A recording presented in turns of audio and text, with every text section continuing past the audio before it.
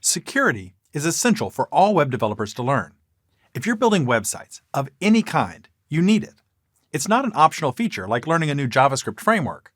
Online threats are real, and consequences for ignoring them can be serious. Security cannot be an afterthought. It has to be considered from the early stages of project planning to the launch of a website and beyond. Without a firm grounding, it can be easy to make mistakes that leave you vulnerable. In this course, we'll learn the fundamentals of web security to give you that grounding. We're going to learn about security by getting an understanding of the general principles which guide all security work, and then we'll get more specific by looking at best practices to prevent vulnerabilities and the most common attacks so that you know how to protect your website from them. I'm Kevin Skoglund. I've been a web developer writing code in PHP, Ruby, and Ruby on Rails for over 15 years. I know firsthand why security is essential. I want to share what I've learned and help you to avoid common mistakes. I want your website to be secure. Let's begin our examination of web security with a simple definition. Webster's Dictionary defines security as the state of being protected or safe from harm, things done to make people or places safe, measures taken to guard against espionage or sabotage, crime, attack, or escape. So security is both the state of being protected and the measures we take to protect. This serves as a good general definition of security. In this course, we'll be focused on the security of a specific industry, web development. What makes a website secure? When the web server and all of its applications are protected and safe from harm. Websites require special consideration. They're high profile. In fact, they're the main public face of a company. They represent the brand. Websites allow organizations to interact with users, and in some cases, provide a major source of revenue. It's not uncommon for a website to be the whole company. Users need to be able to trust that websites will keep their information safe. That may include personal identifying information, credit card numbers, salary data, or healthcare information. It's our job as developers to provide security so that the projects we put on the web are trustworthy. That's a big responsibility. To effectively protect a website, we first need to be aware of the risks and pitfalls. We need to know who could do us harm and how they could do it. We can only assert that something is secure after we've surveyed the potential problems and have confidence that we have the right safeguards in place. This can be expressed as a simple equation. Awareness plus adequate protection equals security. My goal in this course is to provide awareness of potential threats. It will be up to you to do the second half, to put the necessary safeguards in place. Spending a lot of time and money on protections is meaningless if your actions aren't based on an awareness of the actual risks and threats. Awareness is just as important as the protection itself, because it guides your efforts. Here's a quick story that makes this point. During World War II, the British Royal Air Force wanted to protect their planes from being shot down. They examined the planes after they returned from missions, and they noticed that bullet holes were more common on some parts of the plane than on others. So they should add armor to the parts of the plane with more bullet holes, right? Wrong. Lucky for them, someone smart pointed out that the bullet holes indicate which parts do not need more protection. Those planes had taken a lot of damage, yet still made it back to base. It's the places on the plane with few bullet holes that required extra protection.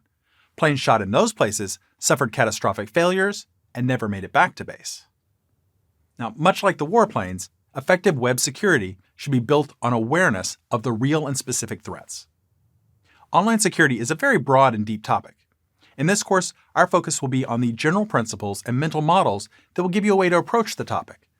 And we'll look at some of the biggest threats and discuss principle-based strategies for handling them. Let's talk about why security is important. It's easy to set up a basic website. You write a bit of HTML, add a bit of CSS, sign up for a hosting plan, and voila, you've got a website. And with a simple website, there aren't many security problems. Users interact with the site by typing a URL or by clicking links, and the pages they see are the same every time. This might give you the impression that new features and technologies can be added to simple HTML pages just as easily.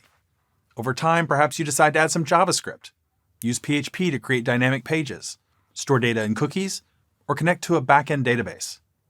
However, it's important to recognize that as a site incorporates new features, it increases in complexity and gain security issues. The new features may introduce the ability to perform actions that you don't expect.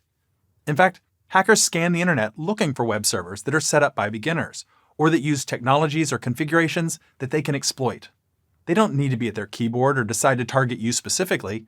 They write code that does the scanning and the hacking for them. A hacker is able to exploit a weakness, may be able to make changes to your website, to steal data, or to take complete control over the server. Potential consequences for failing to secure a website include monetary theft, identity theft, data theft, spying, spam, embarrassment, loss of access, or loss of control.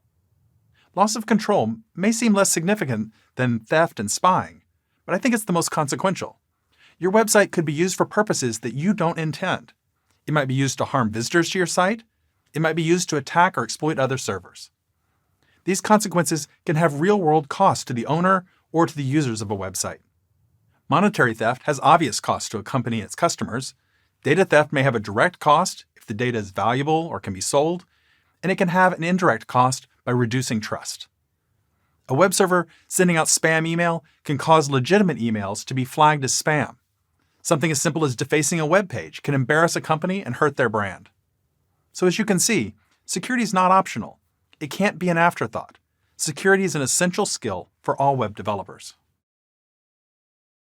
When I use the term hacker, you might imagine a person at a computer, wearing a hoodie, scary looking, with their face hidden from view. But that's not what hackers look like. In fact, hacker can have a positive meaning.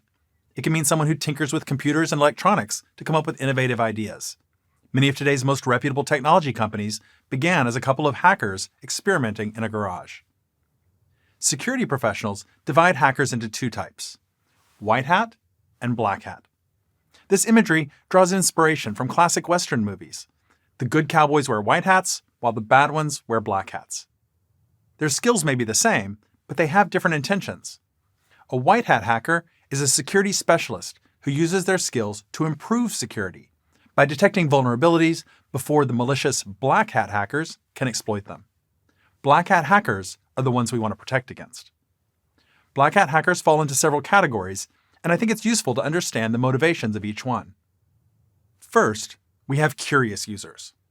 These are users who notice a thread and decide to pull it. Imagine a website where some pages have a URL that ends with a number. A curious user might try submitting different numbers to see what results they get back. These hackers often aren't very skilled or persistent. Next, we have script kiddies. Script kiddies is a derogatory term for hackers who don't have many skills, but run scripts that someone else wrote to do the hacking for them. This group is as likely to complete a hack successfully as they are to just muck up your server. The hacks in their scripts are often old, well-known hacks which we can easily guard against using basic security techniques. Hacktivists are political activists. These hackers use their skills to advance a political agenda. Their causes may come from all sides of the political spectrum.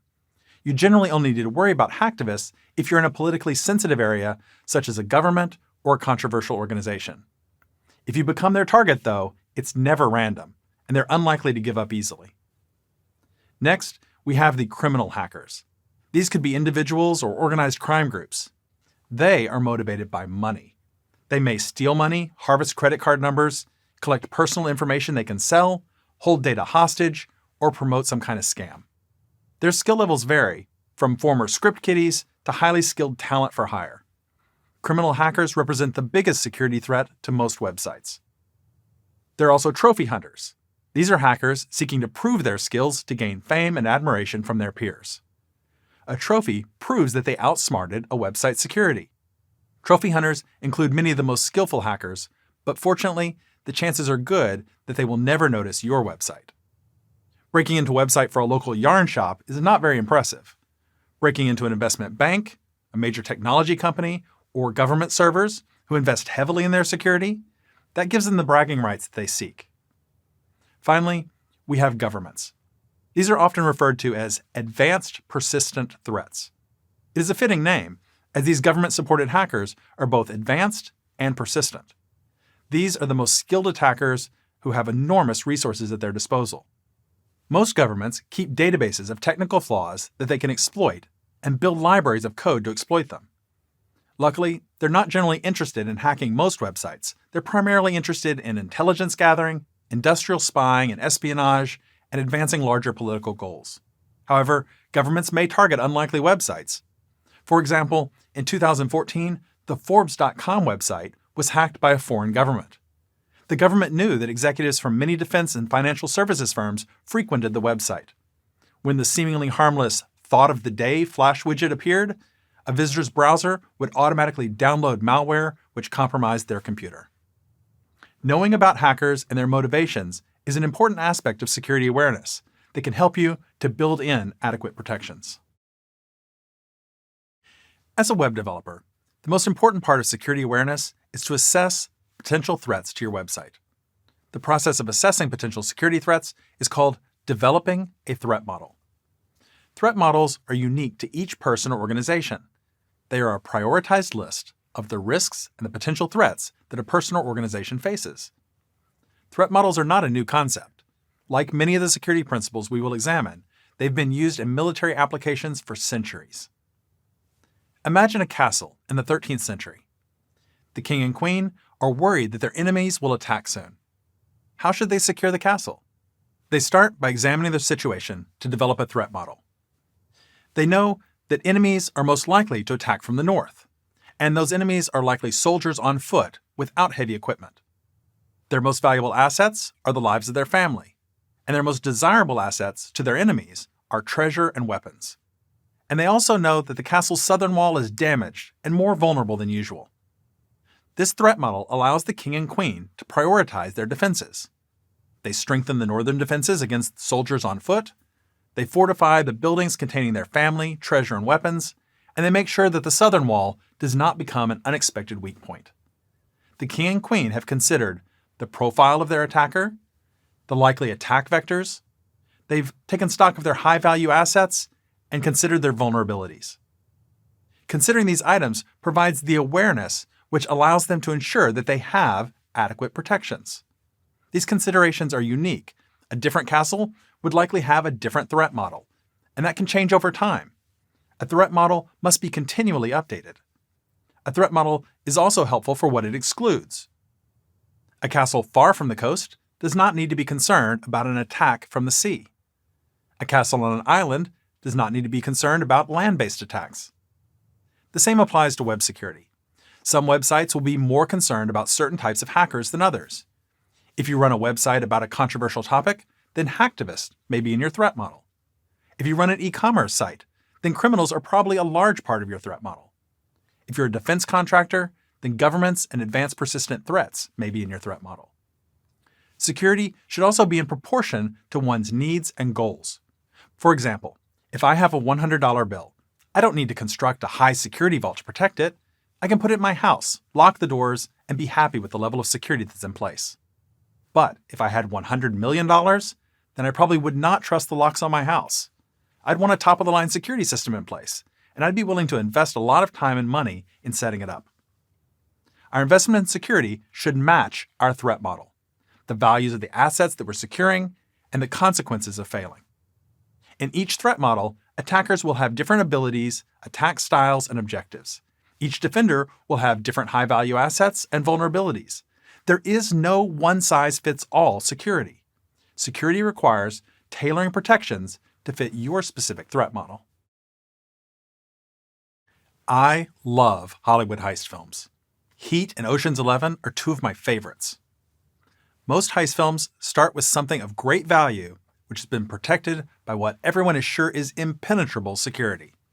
The defenders have taken every precaution they can imagine, but there's always an angle that they've not considered, a failure point that has escaped their notice. The film's plot develops surprising schemes to get past their defenses. As audience members, we delight in watching the exploit of that unexpected, improbable, sometimes high-risk way to get inside. The most famous example has got to be from Mission Impossible, when Tom Cruise is suspended from the ceiling as he hacks into a computer in an ultra-secure room.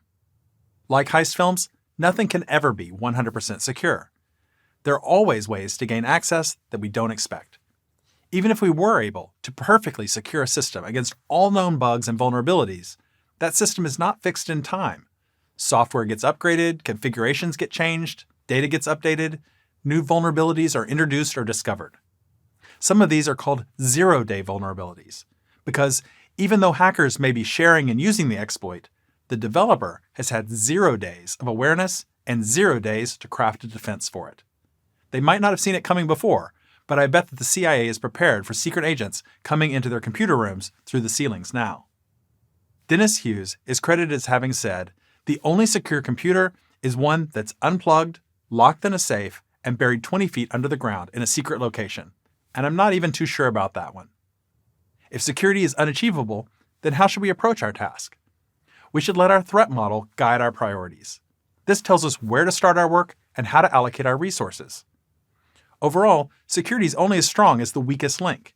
To use our castle example, it doesn't matter if your northern defenses are very strong if an attacker can go around them and use the damaged southern castle wall to get inside.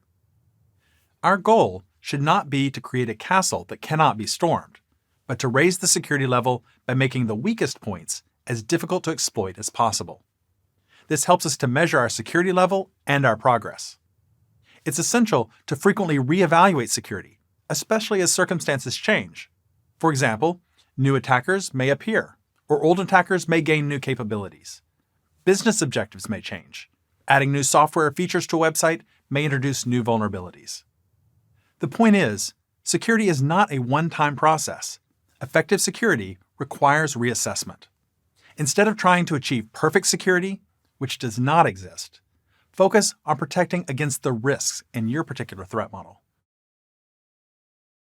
In this chapter, we'll discuss general security principles. These principles are the foundation for the specific issues that we'll cover in later chapters.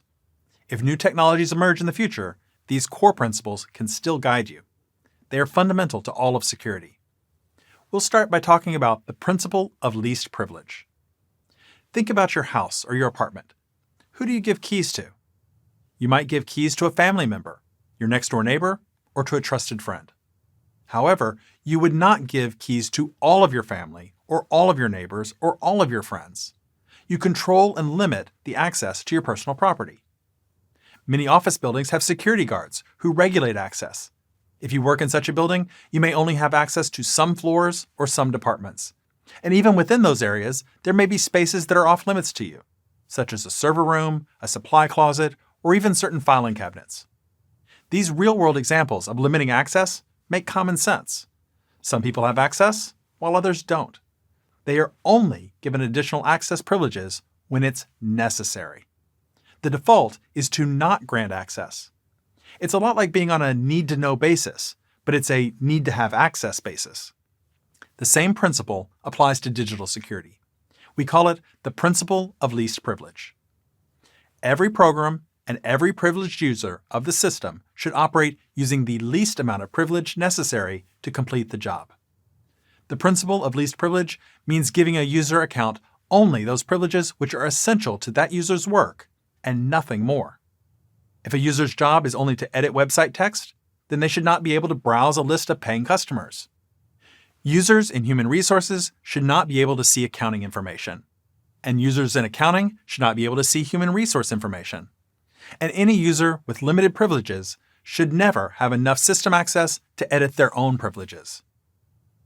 The principle of least privilege applies to every program as well as to every user. As such, it can be applied to APIs, system resources, database access, software version control, and even public-facing web pages, which grant access to different types of customers or to staff members.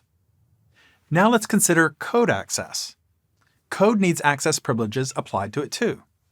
You should apply the principle of least privilege to your code and limit what is available to other code. Let's use some PHP code as an example. Notice that all of the variables and functions in this class are marked as being public. That makes them callable by other code which is outside this class. They do not need to be public. They will only be used internally by the user class itself. The only function that needs to be callable by code outside this class is authenticate. The other items can be marked private. This limits access to the code inside the user class and follows the principle of least privilege. Wherever you apply the principle of least privilege, the idea is to control access to systems and resources. You do that by granting as little access as possible. It is also important to have procedures in place to remove access when it's no longer needed. If someone leaves your organization, they should have to turn in their physical keys, and all their digital access should be revoked at the same time.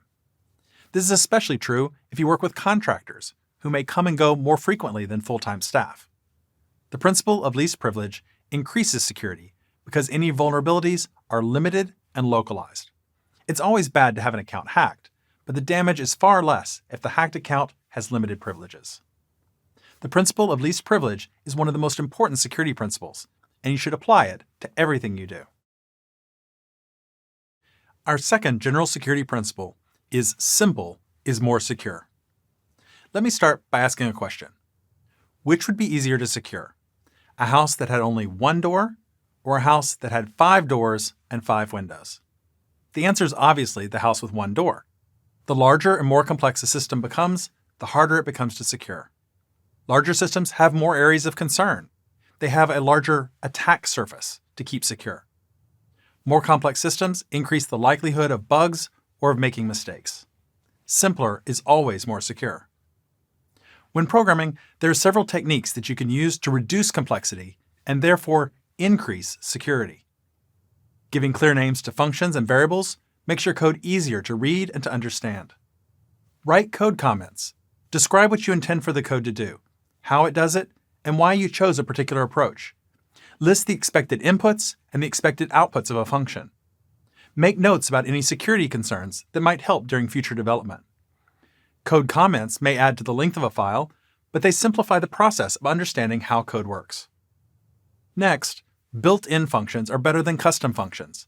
The built-in functions in a language or framework are often better written, more error-resistant, and better tested than custom code that performs the same task. Built-in versions may address security concerns that your code might overlook. You should remove cruft from your code. Cruft is anything that's left over, redundant, or getting in the way. It may be legacy code or features that are no longer needed. Cleaner code is easier to understand and removes potential vulnerabilities. Disable features you don't intend to use. Every feature you remove is one less feature you have to keep secure. If a web server won't be sending emails, then disable email sending features. If you're not using PHP, then there's no reason to leave yourself open to any PHP vulnerabilities. Breaking up long sections of code into smaller functions can greatly reduce complexity. Give each function a specific purpose. Don't let it do more than one thing. And give it a name that makes that purpose clear. In programming, we call this refactoring. The function of the code doesn't change, but the quality of the code is improved by making its structure simpler and clearer. Perhaps most importantly, don't repeat yourself. Object-oriented programming strongly encourages this practice, but functional programming can use it too. If we duplicate code and then later find a bug, the bug may get fixed in one version, but not in the other. If there are subtle differences in the code, we may use the wrong version by accident. So don't let unnecessary complexity become a security liability. Remember, simple is always more secure. Trust no one. That may sound paranoid, but it is an important security principle. It's similar to the principle of least privilege, but it goes beyond just access privileges. Only extend trust as far as you must. You can't know every user's intentions, especially not ahead of time. Now, in your regular life, you can be a bit more trusting and give people the benefit of the doubt. But for security, you need to adopt the opposite mindset. Be paranoid. Every user is a potential hacker. This is especially true when building internet-connected systems. Our threat model has to include anonymous strangers who can access our servers from around the world. Verifying user identities online is a fundamental security challenge. It's difficult to know who's sitting at the keyboard. Even a user who presents identifying information, such as a username and password, or a user who's on an authorized device, they may have had their credentials or device stolen. A user might simply forget to log out of their account from a public computer. They may have left their password on a sticky note on their monitor. You have to consider that the Betty Smith logging into your server at 2 a.m. may not be the same Betty Smith you had coffee with last week. Now, this also applies to you too. Do not put too much trust into your own accounts. Your credentials can be stolen. Someone can sit at your desk when you walk away. or malware can be performing actions in the background without you knowing. Even users that you can verify can be a threat. These are called insider threats. It's when a user with legitimate access decides to abuse that access. A happy employee today might become an unhappy employee tomorrow. That unhappy user may decide to perform actions or take information with them before they leave. A user might give into temptation or agree to something malicious in exchange for money or to help out a friend. People are complicated, and their feelings and motivations can change. Be especially cautious of giving privileged access to contractors. Contractors have a weird status as both insiders and outsiders.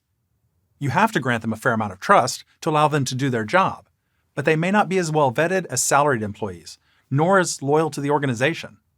Contractors are often transient, so it's important to make it easy to revoke their access privileges once they leave. Even well-meaning users can cause problems. An accidental click can delete an important file. A typo can break a configuration. If a web application has a form for users to submit information, users may try to include HTML or JavaScript, or they may cut and paste text from a word processor, which includes formatting or special characters. Now, these users don't intend to be malicious, but you have to be on your guard against basic human mistakes too. Users can be tricked. In the book Ghost in the Machine, the famous hacker Kevin Mitnick recounts that much of his computer hacking was done by calling people on the phone and convincing them that he was trustworthy. Then he would get them to perform actions for him or tell him details that would help him hack into their servers. We can love our users. We can trust them in real life, but we should never trust them when we're building secure online systems. Our next core security principle is to always expect the unexpected. Security is not like chess, where you can watch someone's move and then respond to it. Security has to be proactive, not reactive. You must assume that you will be hacked. Your job is to figure out how it will happen ahead of time.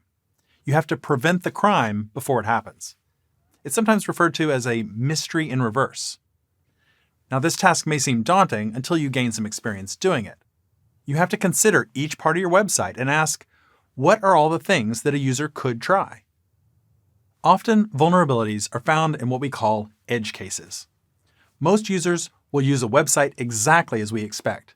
It's easy for us to plan for those cases when we build the site. The well-worn path should not have any bugs or unexpected quirks. A few users will take unexpected actions. Our code needs to anticipate and handle these extraordinary cases appropriately. If not, they may become vulnerabilities. These are cases we're not expecting. To find them, we have to use our imaginations, challenge your assumptions, and have fun with it. You can think of it as evil brainstorming. Let me provide an example to demonstrate the process. Imagine a global search box at the top of a website that will search the entire site for a string of text. Now, the expected path, sometimes called the happy path, is for the user to enter a word or two from the dictionary into the global search box. The happy path is what happens when everything goes according to plan. Now, we also want to consider less happy outcomes to help identify edge cases. We might consider some of these following questions. What if the user enters no text? What if they enter too much text? What if they paste formatted text from their clipboard or enter symbols? What if they enter emojis or other high ASCII characters or multi-byte characters from other languages like Chinese or Arabic? Can the query be written such that when the search is complete, the HTML or JavaScript on the results page would be modified?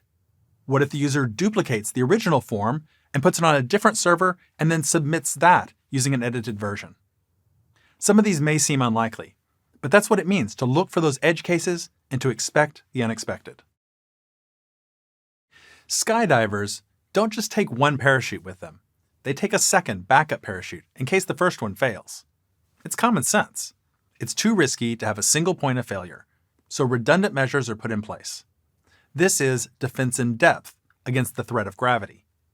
Defense in depth is another way of saying that you have layered defenses. Defense in depth was originally a military term. The idea is to establish layers of defensive measures to slow an attacker down. Imagine a castle at the top of a hill.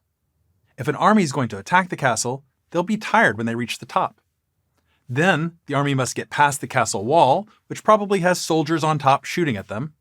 And if they can get past those defenses, there may be a second inner wall, more soldiers, and the king and queen may be in a well-fortified keep deep within the castle. The king and queen feel protected by their many defensive layers: the slope of the hill, the wall, the soldiers, the second wall, and the keep. This is an example of defense in depth. Defense in depth decreases your reliance on any one defensive measure, while at the same time geometrically increasing the difficulty of making a successful attack. If the first defense deters 90% of the attacks, and the second defense deters 90% of the attacks, then in combination, they deter 99% of the attacks. When planning defense in depth for a website, there are three main categories of defenses to consider: physical, technical, and administrative. Physical controls protect the servers and other computer hardware from physical access or harm. If you're self-hosting your servers, then it includes building access, security guards, access-controlled doors, video cameras, and locks.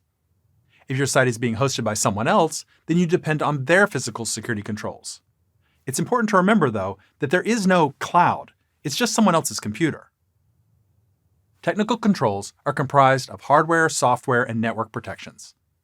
System administrators may use firewalls, intrusion detection systems, antivirus software, event logging, and data backups to keep systems and networks secure. Web developers can defend web applications with multi-factor authentication, by encrypting stored and transmitted data, and by applying the least privilege principle to access control and code design. And we will learn more defensive layers in the chapters ahead. Let me give an example where an attacker compromises a web application.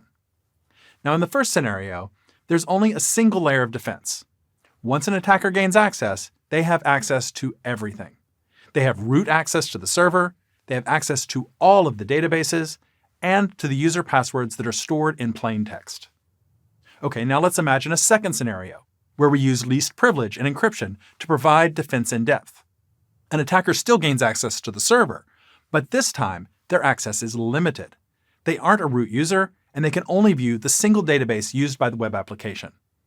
And now passwords are encrypted in the database, which provides a further defensive layer. Okay, so we've covered physical and technical controls. Now let's talk about a third area: administrative controls. Administrative controls are the policies and procedures designed to keep systems safe. This includes training, writing a security policy, risk assessments, periodic security reviews, data handling procedures, monitoring, and penetration testing. Now, a large organization may develop strong administrative controls. For a smaller group or for a single developer, this could be as simple as determining who's going to get notified at 3 a.m. if a problem is detected, and what procedures and options are available. Each one of these controls, whether it's physical, technical, or administrative, adds another defensive layer and helps to build defense in depth. Security through obscurity is our next core security principle. It has a nice rhyme to it. It means that it's more secure to withhold or obscure information because information is valuable to an attacker. Another nice rhyme, first popularized during World War II, is loose lips might sink ships. Careless talk during wartime may provide the enemy with information that would help them to strategize or to plan better attacks. Learning new information benefits an attacker. It never benefits a defender. Therefore, the less information you give out, the better. Information should be kept on a need-to-know basis. It's similar to the principle of least privilege that we saw earlier. Give out the least amount of information necessary to complete the job. Most Hollywood heist films have a scene where the heroes perform some reconnaissance on their target. They watch the outside of the building through binoculars. They wait patiently as key personnel come and go so that they can create a schedule of their daily routine. They photograph the security guards. They make maps and note the locations of security cameras. When hackers perform reconnaissance on computer systems, it's called footprinting. Footprinting is a systematic exploration of a system's defenses and vulnerabilities. An attacker engaging in footprinting might seek to discover what servers are visible on the network, explore an organization's security procedures, both online and offline, watch for activity patterns which occur daily, weekly, or monthly, or examine an organization's waste and information disposal practices. This information is helpful for strategizing and for planning an attack. Hackers might examine the public domains, subdomains, and IP address ranges, looking for patterns or clues. For example, a gap in otherwise consecutive IP addresses might help them to discover a new server. It's easy to scan a server and to list the software and services available on all of the open ports. As a web developer, you want to be mindful about what information you're broadcasting. For example, do URLs include file extensions such as .php? An attacker can tell what server-side language is being used. Configure your web server or application to remove them. Does the HTTP response header include software version information?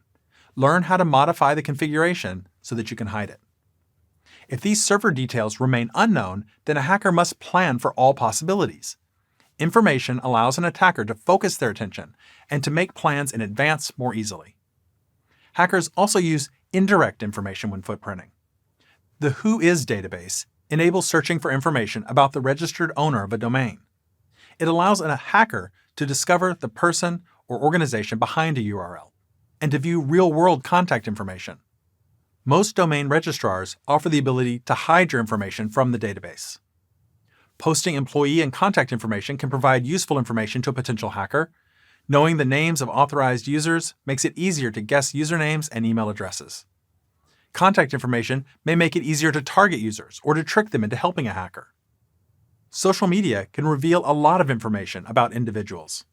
Knowing someone's former university or the names of their pets may help to guess passwords or to craft an effective phishing email. Knowing when employees are on vacation can help an attacker choose favorable timing. Online forums can be a useful resource to help with technical problems, but airing those problems in public can also expose information. I've seen a forum post by a networking administrator which included his complete firewall configuration file. It was posted using his company email address. An attacker could use a search engine to find his configuration and to identify his company. Security by obscurity often gets a bad rap. You may hear the phrase, "Security through obscurity is no security at all." Obscurity is a good defense, but it works best when added to other defenses. Keeping money in a safe hidden behind a painting is more secure than in a safe sitting in the middle of the room. The safe must be discovered first and then cracked open. However, merely keeping money behind a painting would be weak security. Obscurity alone, as a single line of defense, should be discouraged. Obscurity helps add defense in depth and makes other defenses stronger. Let's talk about lists. Lists that allow something and lists that deny something, and why allow lists are the more secure choice. Santa Claus famously keeps a list of children who are naughty and nice. Nice children get presents, but naughty children get a lump of coal. Deny and allow lists bring a similar idea to programming. Deny lists, sometimes known as blacklists or block lists, are a reference list of items or actions which are negative and should be forbidden. It may be IP addresses that have been banned from accessing a server. It could be actions that a user is not allowed to take. It might be types of data that a server will not accept. Allow lists, sometimes known as white lists or safe lists, are the opposite. Instead of listing what should be forbidden, they list items or actions which should be permitted. The usernames that can access a website are a common example of an allow list. You may think that deny lists and allow lists are perfect opposites and that the choice between them is a matter of preference. They are opposites, but they're not interchangeable. Let's look at the difference. Imagine 3 items, which we will designate as A, B, and C. Let's say that only B should be accessible. Now, we could either add A and C to a deny list, or we could add B to an allow list. Both versions have the same effect. B will be available, and A and C will not. They seem interchangeable. Imagine that I add a new element, D, to the set of items, and D should not be accessible. If we had chosen the deny list approach, D would be accessible by default. It's up to us to remember to add D to the deny list. If we forget, then D may be exposed to the world and become a vulnerability. If we'd chosen the allow list approach, D would be inaccessible by default. We don't have to remember to do anything extra. The world won't see it unless we take an action to allow it. It won't inadvertently become a vulnerability. Keeping items restricted by default is the more secure approach. Let's look at a concrete example now. A common development scenario is a web form, which allows users to submit text, and which allows some HTML tags to be used, but restricts others. Users should be able to make text bold or italic, but should not be able to add JavaScript or affect the page layout. The deny list approach requires listing every HTML tag that cannot be used. That would be a lot of tags, and we cannot forget any of them. If the HTML specifications invent new tags later, we would have to remember to update our list. The allow list approach requires listing a smaller number of permitted tags. If we forget a tag, it does not create a security problem. If new tags are added to HTML later, they'll be disallowed by default. The choice to use, deny, or allow lists comes up routinely while programming. Learn to recognize it as a pattern so that you can make a smart choice about which one to use. Deny lists do have legitimate uses, but restricting items by default and using allow lists is usually the more secure choice. Our final general security principle is to map your exposure points and data passageways. Remember the fundamental security equation from the beginning of this chapter? It was awareness plus adequate protection equals security. Mapping data movement and exposure increases awareness of vulnerabilities. Once we're aware of them, then we can protect them. You can't secure a door if you don't know it exists. Mapping helps to define the attack surface. The attack surface is made up of all the points that are accessible to an attacker. It's where they could get data in or get data out. If you were mapping exposure points of a castle, the attack surface might be made up of walls, doorways, gates, bridges, and tunnels. You can think of your map as a security checklist. You may decide to create a list in a word processor or to draw out diagrams on paper, showing the paths that data takes. You should take inventory of where data enters your systems, how it moves between system parts and where it's stored, or how it's returned to the user or to other outlets. Let's look at some of the typical exposure points of web applications. For mapping data input, there are the URLs that get typed into the browser. Forms, cookies, and sessions also contain incoming data. Data enters a web application anytime you retrieve information from a database. And public APIs or application programming interfaces are designated pathways for receiving data into an application. You want to be suspicious of all incoming data. Data in transition is data that's sent from one point to another. It can be vulnerable if it passes through insecure hardware, vulnerable software, or if the data is translated or transformed in any way. In many cases, data will arrive to a web server which will process the request and send back a response entirely on its own. Other web applications may access a database that's hosted on a separate server or store files on a remote server. This requires sending information through networking hardware and software, and these pathways need to be mapped. Cloud services like Microsoft Azure and Amazon S3 are common examples. Data can be stored in many places, and it's important to keep it safe when it's not in use. Mapping storage locations allows you to ensure that it has both physical and technical access controls to protect it. You should map where data is output. Output can contain bad data that's used to exploit or create vulnerabilities. A common and potent example is JavaScript, designed to do harm when it's received by a user's browser. Focusing on where data enters and leaves your server, where data travels, and where data is stored will help you to understand the topography of your system. After all, web security is an exercise in data security, and data security has three goals: confidentiality, integrity, and availability. Most people remember them by their first letters, CIA. Data confidentiality includes protecting personal information of your users and proprietary information of your organization.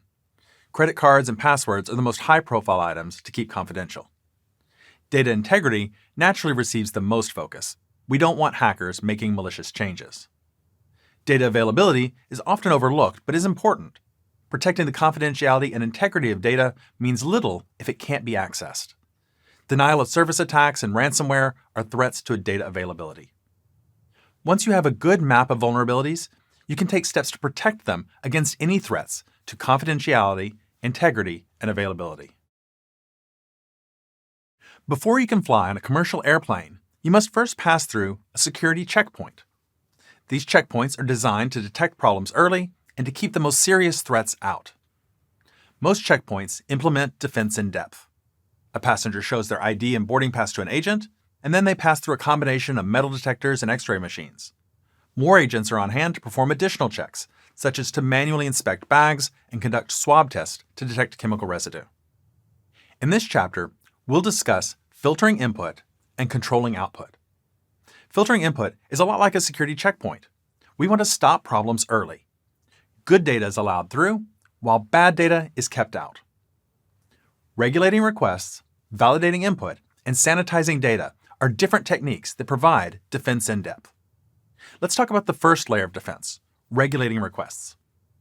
HTTP requests are the most fundamental component of website interaction. A browser sends a request to a web server, the web server sends back a response to the browser. Like a security checkpoint, a website should be selective about which requests it accepts. A request can be inspected and evaluated on some criteria before its content is even read. It's like examining the outside of an envelope before you open it to read the letter inside. The request method is the first criteria to consider. An unexpected request may indicate an attempt to manipulate the website. The most common request methods are GET and POST. A GET request is typically sent when a URL is typed into a browser or when a link is clicked. A POST request is typically used when submitting a web form. A website that does not examine the request method will accept both methods for all pages. If you're not expecting a form submission, then you should require a GET request. If you're expecting a form submission, then you should require a POST request. This ensures the request methods match your expectations. GET and POST aren't the only two types of request methods. There's also connect, delete, head, options, put, trace, and probably more coming soon. Make sure that your application accepts only the request methods that you expect and ignores all others. Another criteria to examine is the request response format. A request typically sends two key values, content type and accept. Content type is used to indicate the format of the incoming data. Accept is used to specify the format of the response that the browser making the request would like to get back. The most common formats for both of these are HTML, JSON, XML, or text, but the format can be any MIME type, including RSS, PDF, image, audio, or video. It's important to consider which data formats a website should accept in a request and which data formats it's able to send back as a response. These values can be faked, but it's still worth filtering out data formats which are unacceptable. Other attributes of a request that can be examined include IP address, URL, query parameters, user agent, and size. A request from an IP address which has been a problem in the past can be added to a deny list. A URL that includes unexpected strings or parameters, maybe username, password, or session, could be rejected. The user agent string could be used to disallow web crawlers and search engines. Requests which are too large or which contain file uploads that are too large could be rejected. Filtering a request by examining these types of criteria can be done either in the web server configuration or inside your web application. Or you could use firewalls and proxies, which are powerful specialized tools for regulating requests. Regulating requests can provide a good first line of defense. Validating input is an important technique to ensure that only good data is allowed into your web application. As we just saw, regulating requests provides a first line of defense by examining the envelope around the data being sent to our servers. If the envelope passes inspection, then the data inside the envelope should be inspected next. Watching the data coming through well-known public pathways is one of the first steps to secure any website. Most hackers don't use secret backdoors or unexpected zero-day exploits. More often, they use the standard data inputs, but send in malicious data. Data validation determines if the data being received as input is acceptable. This means you need to establish criteria to separate good data from bad data. What are your expectations for the data? What should be considered acceptable data? What should be considered unacceptable data? The answers to these questions will be different for every web application and even changes from page to page. However, there are some common validations that are useful. The first is to validate the presence of the length of data. For example, a first name field should not be blank and should not be longer than 50 characters. Another common use is to ensure that strings are not longer than the space allocated in the database columns where they'll be stored. The second is to validate the type of data. If a number is expected, a website should not accept a value that's not a number. If a file is being uploaded, we can check the file type. For example, a web application may want to only accept JPEG images or only PDF files. The format of the data can also be validated to ensure that it matches an expected pattern. The most common example is to make sure that an email address looks like a legitimate email address. It should contain a username, an @ symbol, a domain name, and end in a valid top-level domain like .com or .org. Regular expressions are frequently used for validating the format of data. We may also validate whether data is within a set of values. We could validate that it's a number between 1 and 10. Or we might validate that a value corresponds to a database value. Or we may validate whether data is excluded from a set of values. Validating for inclusion or exclusion in a list is a good place to use the allow lists and deny lists we discussed in the previous chapter. Finally, we can validate that data is unique. Usually we want to make sure that an existing value is not being used again. A new user can't have the same username as an existing user. A blog post can't have the same URL as an existing blog post. So we can perform checks to confirm uniqueness. Often this validation requires making a database query to find out if a value already exists in the database. When writing validations, make sure that your validation logic is correct. Every programming language has quirks and pitfalls that you need to watch out for. Testing for exact equality and testing whether a value is blank, empty, or not defined is often tricky. For example, in PHP, a validation might test for the presence of a value. If the value was null or an empty string, you would expect it to return false and fail the validation. If the value was a string, you would expect it to pass the validation. But notice what happens when the value is a string that contains the number 0. It also returns false.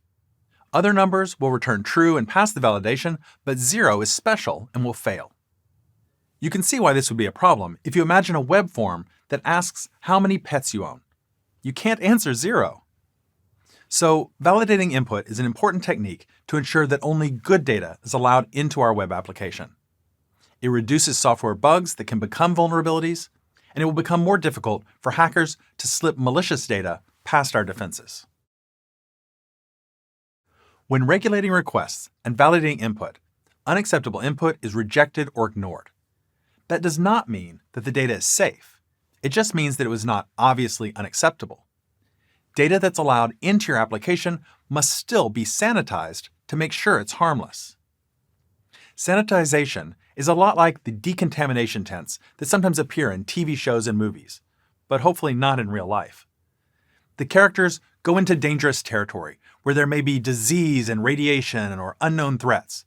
When they return back to safety, they must first pass through a special tent for a shower and a thorough scrubbing. In the 1983 film Silkwood, 4 times characters in a nuclear facility are exposed to radiation and must submit to a brutal decontamination process. After the film came out, it became known as a Silkwood shower. But a better, earlier example can be found in the film The Andromeda Strain from 1971. Scientists working to stop a deadly alien virus must go through a complete decontamination process before entering a lab facility. They burn their clothes, receive a radiation treatment, walk through chemicals, put on new clothes, take an elevator to another level, burn those clothes, receive a xenon lamp treatment that burns away the top layer of their skin, shower, and then get dressed in new clothes again. It's an impressive amount of sanitization. Sanitizing data is one of the most important steps to secure a web application. The easiest and most commonly used attacks all send in malicious data which passes your initial validations. Now, unlike validations, we won't try to examine the data to identify the harmful parts. We'll just put it through a sanitization process, like sending it through a decontamination tent, regardless of whether the hero is carrying the virus or not. We'll give data a Silkwood shower to scrub away anything that's harmful. A good first step is to typecast all data to make sure that it's the correct data type. Every programming language handles data types differently, and some are more forgiving than others. In many languages, this logical expression would evaluate to true. The integer 1 is equal to the string 1. The language performs type juggling to convert the data type into a value which can be compared. Many languages allow adding different data types together. The integer 1 can be added to the string 1 to get the integer 2. It's better to control the process by typecasting data yourself. In this example, the first line is typecasting a value as an integer before it's being assigned to a variable. Maybe the value will already be an integer, maybe not. Either way, the code ensures that it will be an integer before it is used. That makes it harder for an unexpected value to get through.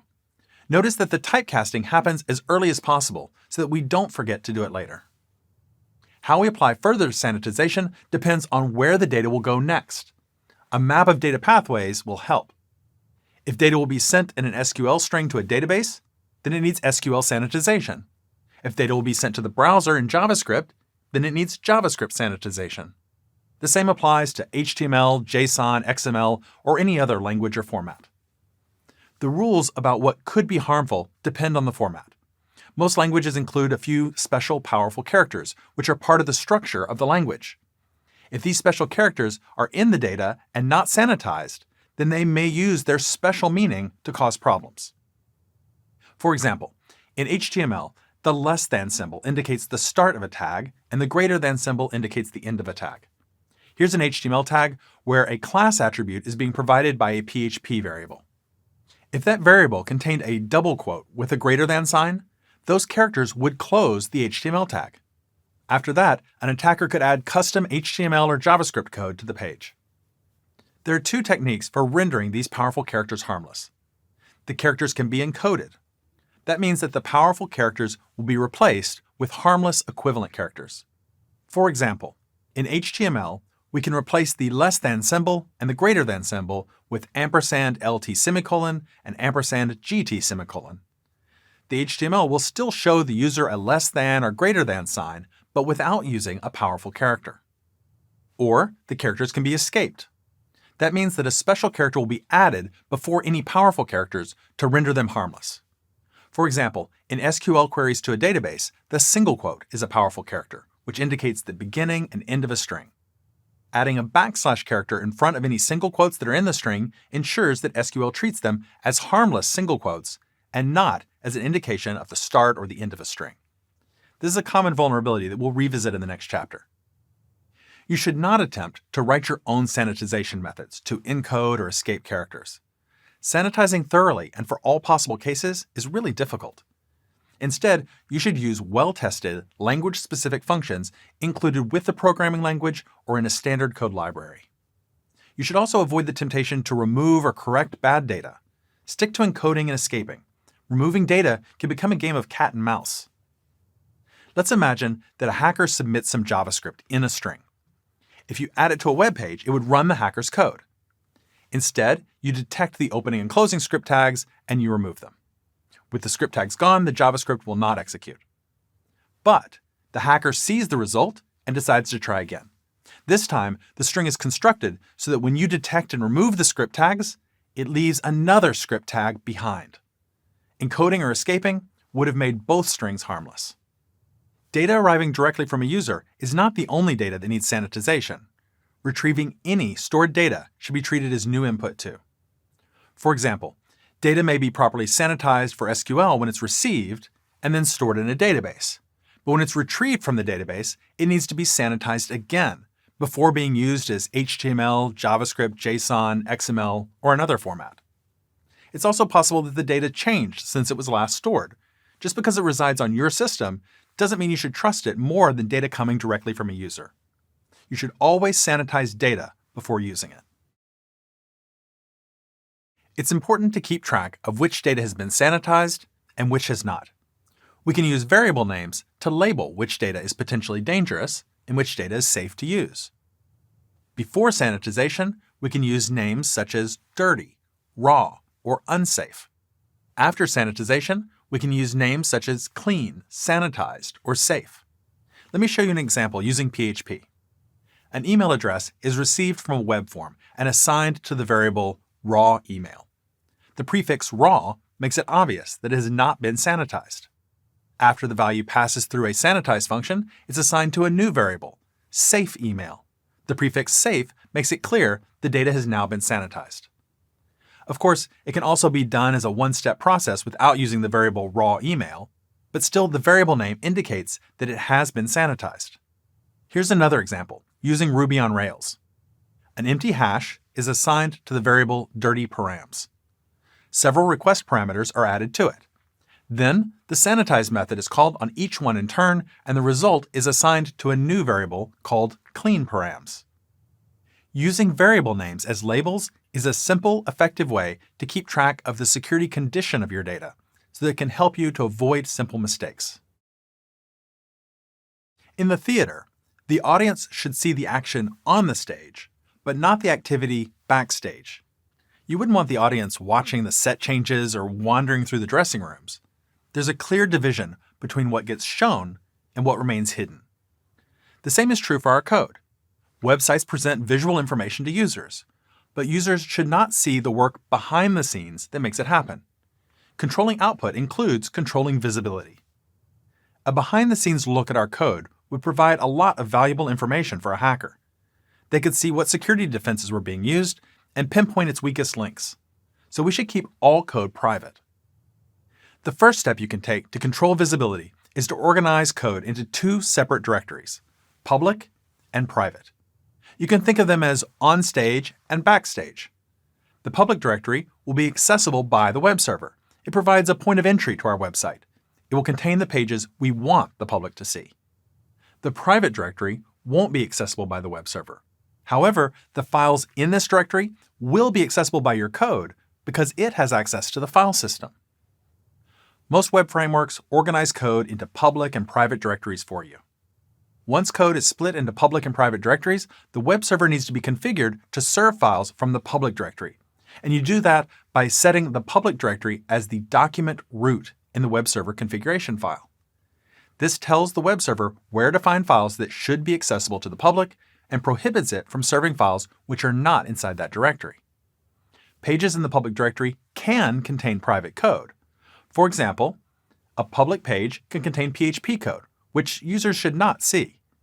The user won't see it because the web server will process the PHP and output HTML. While these pages can contain code, it's still smart to keep that code to a minimum. Make it boring. Create functions for the interesting parts, store those in private files, and then load and call them from the public files. If for any reason the web server failed to process the page correctly, the exposed code will be minimal and harmless. The good stuff will be backstage in the private directory. It may take some reorganization of your code to have a clear division between code that should be public and that should be private, but the increased security is worth the effort. Credentials are usernames and passwords. Website code often uses credentials to connect to databases, to connect to a payment processor, to access third-party APIs, or to connect to source code repositories. These credentials are valuable access keys that need to be handled securely. Don't put credentials directly inside your code. We call this hard coding the credentials. Instead, store the credentials in a separate file and use variables, or even better, constants, to refer to the values. Separating configuration from the code is considered a best practice. It's also more secure. These values are still in the project, but it's easier to give special treatment to a separate credentials file. Version control systems, such as Git, SVN, and Mercurial, present unique challenges for credentials. These code management tools are often used to distribute code via shared repositories on third-party services. Adding credentials to version control is like shouting a secret on a busy street. Your project collaborators will be able to see the credentials. Your collaborators may be trustworthy, but they could be hacked or lose their laptop. The third-party hosting company can see the credentials too. You're going to be trusting them not to peek or make any mistakes, which might expose your information. In addition, version control systems are designed to track data over time in a way that's really hard to forge or circumvent. It's difficult to purge a file from the history once it's been added to version control. All files with credentials should be excluded from version control right from the start of a project. This prevents your credentials from being shared. If you've already committed credentials to version control, you should exclude the file and then use different credentials. Some developers even use the environment variables of the operating system to store credentials as a way to ensure that they cannot be checked in accidentally. Excluding files from version control also encourages collaborators to create their own file with unique credentials instead of sharing a set of common ones. You should never reuse passwords. Passwords should be unique for every computer, every environment, and every database. If credentials are exposed or stolen, the access granted by each password will be limited. Another common concern is how to store credentials. A server which must be able to use credentials without a human around to provide them must have those credentials stored somewhere on the server. Developers often struggle with this. They know that user passwords in a database should be hashed and never stored in plain text. So it seems insecure to use plain text for passwords that connect to databases or other services.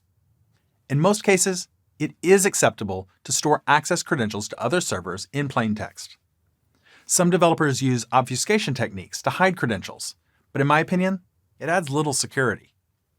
The obfuscation is easily removed, especially by anyone with enough access to the server to see those credentials in the first place.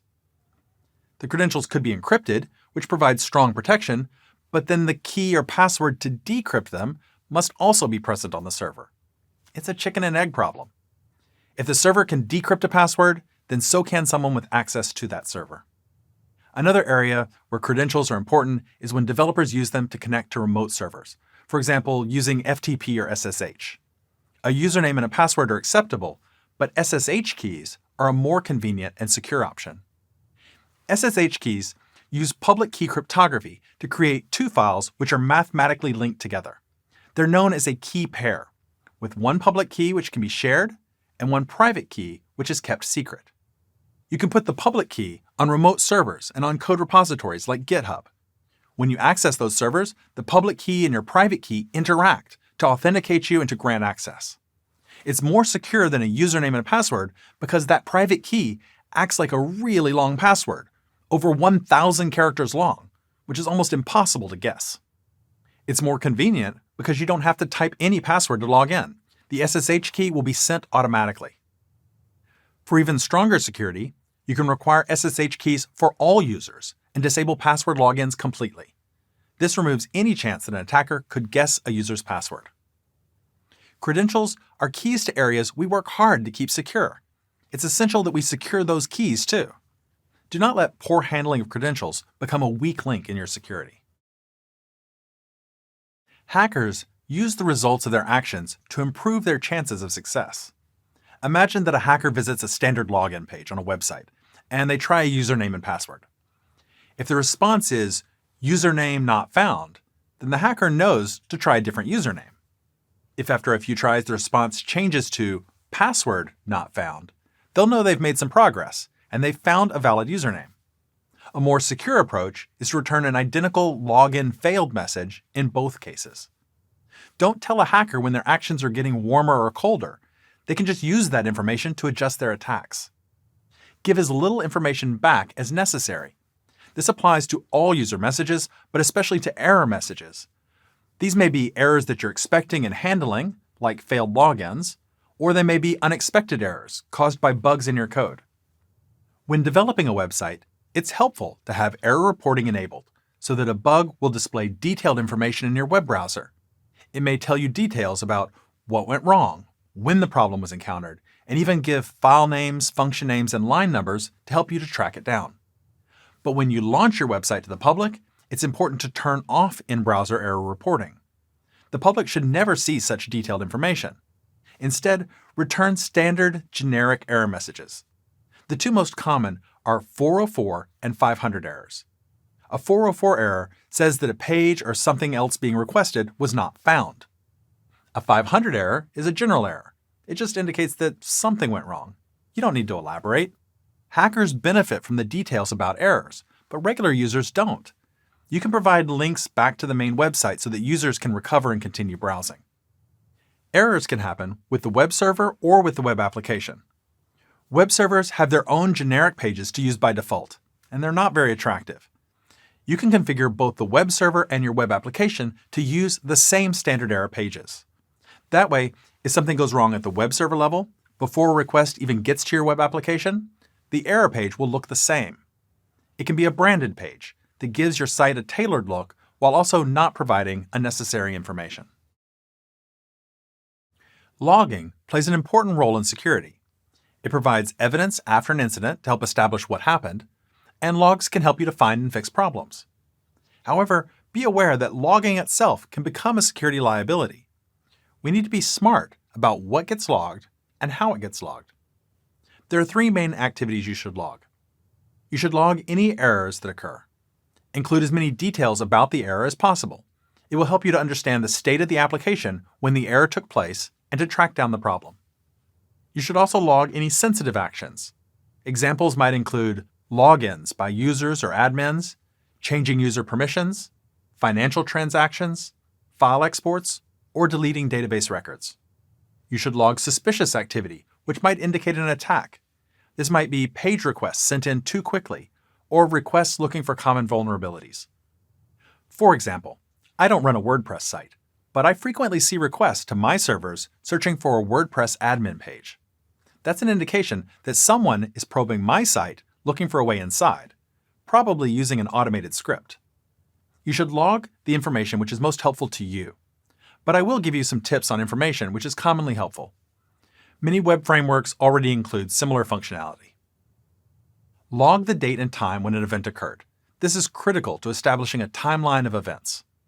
Record information about the source of the action. At a minimum, log the IP address of the request.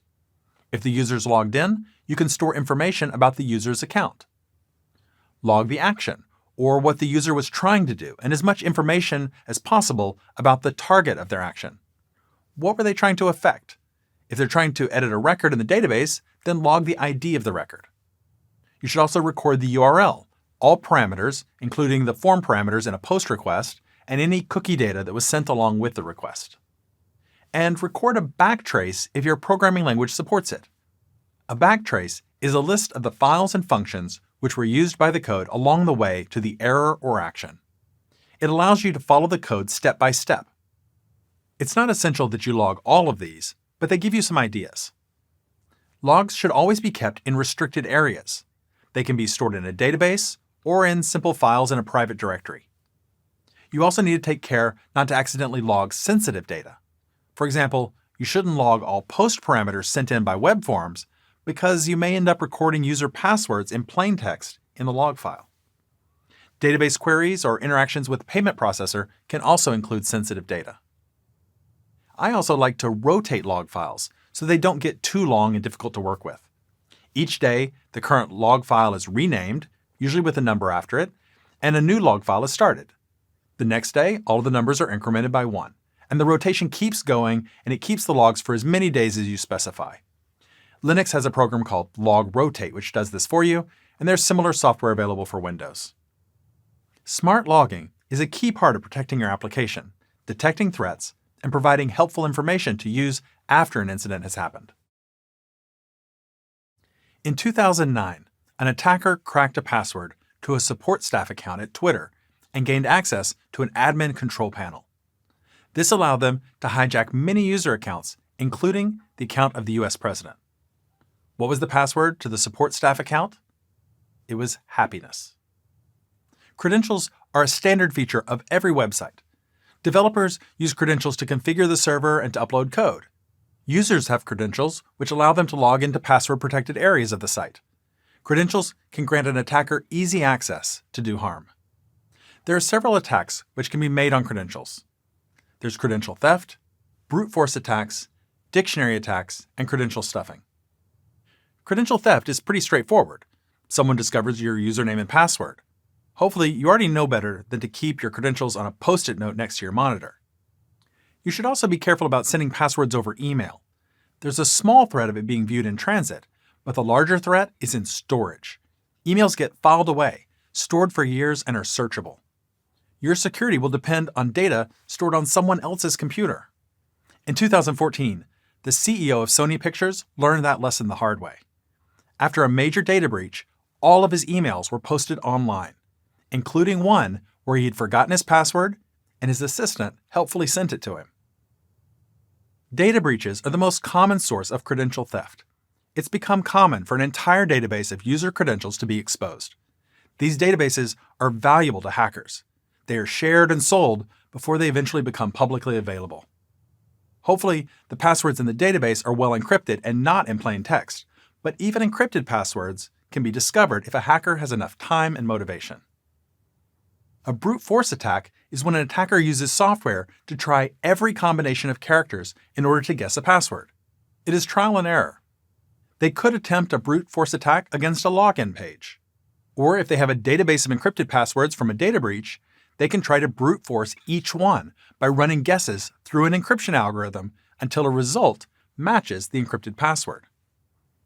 The total time necessary to try all combinations of a password depends on several variables: the possible characters, the length of the password, and the speed of each attempt. The number of character possibilities raised to the power of the length tells you how many combinations there are. Then you multiply that by how fast a computer can try each one to find out how long it takes to try them all. Now, this is not the actual time.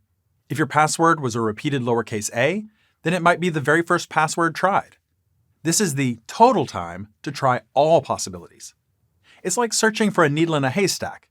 Since we can't know where the needle will be located inside the haystack, or even how the search will proceed, we use the size of the haystack as a way to measure the strength of the password. Time per attempt decreases as computers become faster. Botnets and distributed computing allow for millions of guesses per second. Specialized hardware rigs can try billions of guesses per second. The other variables have to increase in order to keep a password difficult to guess using brute force. We'll talk about how to do that in a moment. A dictionary attack is also a brute force attack, but it's one which prioritizes words in a dictionary over random combinations.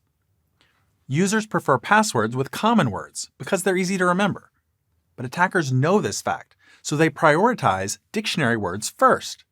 It does not change the total time required to try every combination, but it can greatly reduce the actual time required to find the correct password. A dictionary for guessing passwords is not just a basic dictionary like Webster's. It includes common passwords like password1234, QWERTY, and let me in. It includes inventive spellings and letter substitutions. Most importantly, it includes millions of passwords which have been made public by large database breaches. If a password was used once, it becomes a good candidate to try again. For example, the password NCC1701 often shows up in leaked databases. It may seem random at first glance, but to the many fans of Star Trek, it's the registry number of the USS Enterprise. This leads us to credential stuffing. As soon as a database breach happens, attackers race to other sites around the internet and try these newly discovered credentials. They know users frequently choose the same usernames and passwords. If it works on one website, it may work somewhere else. They use an automated process, which can quickly try many credentials across many sites. Credential stuffing is an effective attack, which is rapidly growing in popularity. It's become so popular that a successful hacker's first action is usually changing the account password in order to block access to the other hackers who are also trying credential stuffing.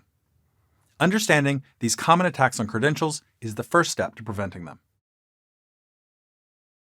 Developers must be smart about passwords in order to protect against credential attacks. The following advice is good for everyone, but it's especially important when passwords are used to administer servers. You should use long passwords with at least 12 characters. 12 is a minimum.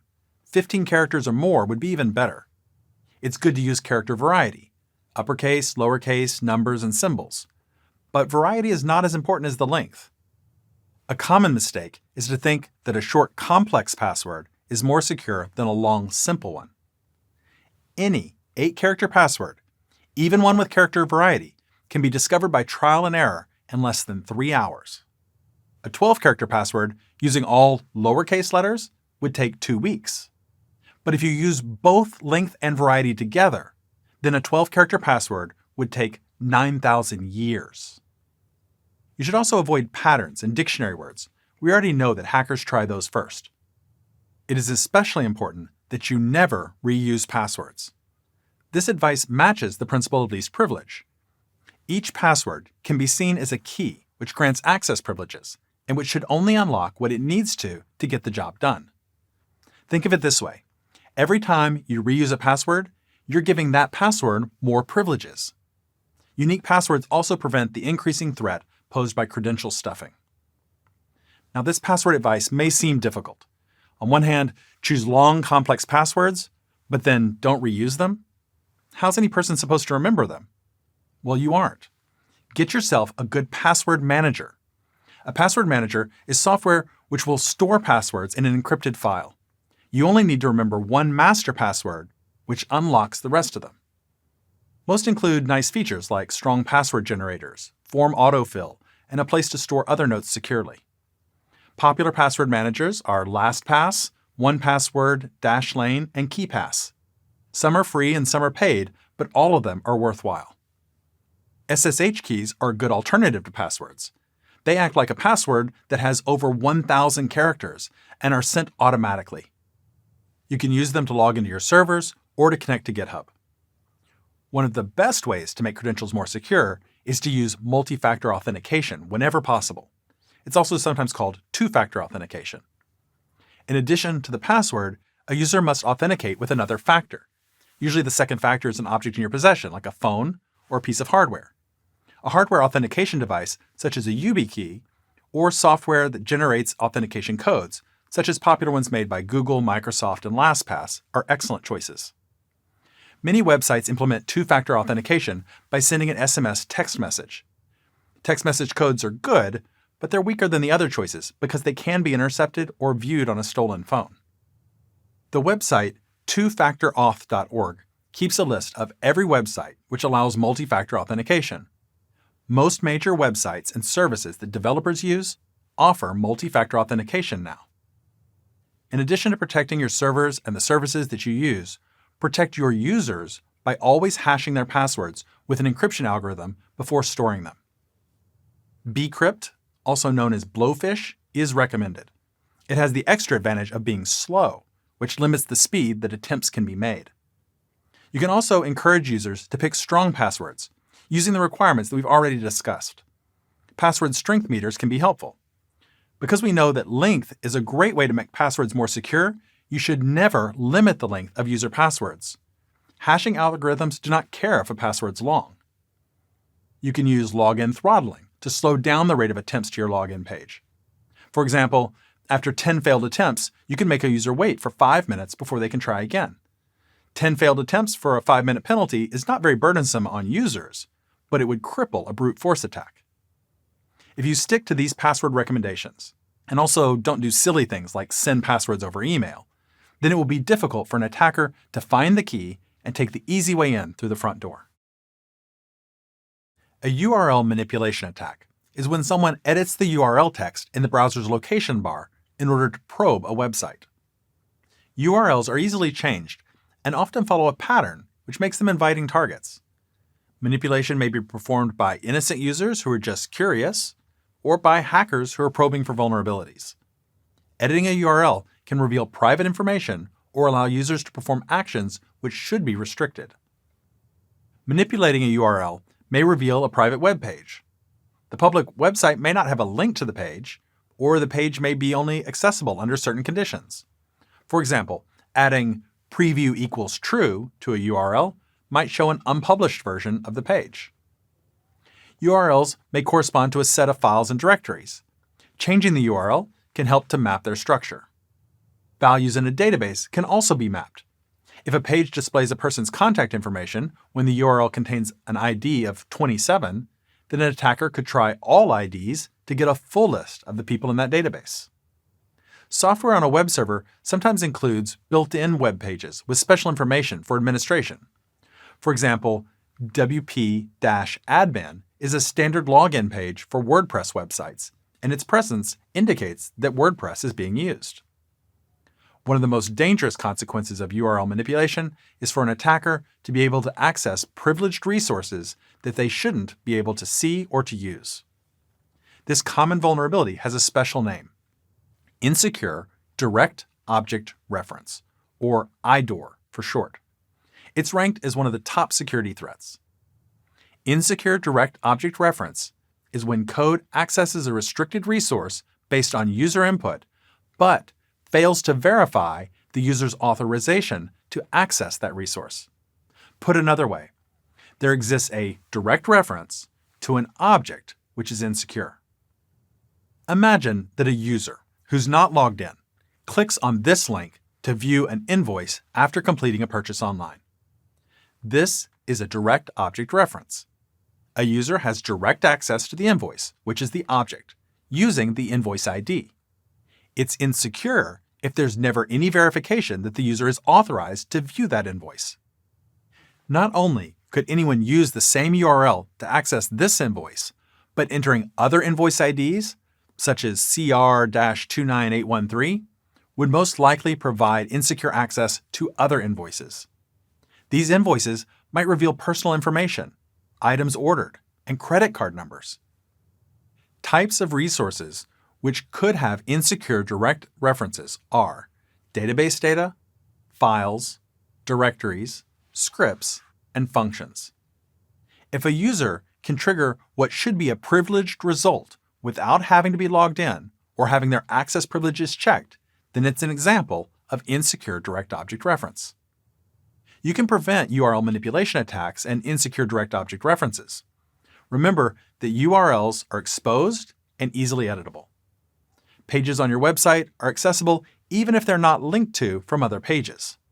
Security through obscurity on its own is not enough. Consider edge cases and expect the unexpected. When possible, define an allow list of the acceptable parameters and reject other input. If a list has a sort parameter, which can be set to one of 5 values, then use an allow list and reject all other values. Configure the web server to gracefully handle errors and unfound URLs. Remember to keep error messages vague so that if a user is probing, they won't get helpful feedback. Most importantly, if you need to control access, then use access control. Validate a user's authorization before allowing access to a privileged resource. Require a user to log in, and reconfirm that a logged-in user has enough access privileges.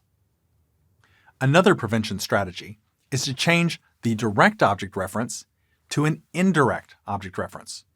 One way to do this would be to provide a user a list of choices which are specific to the current page.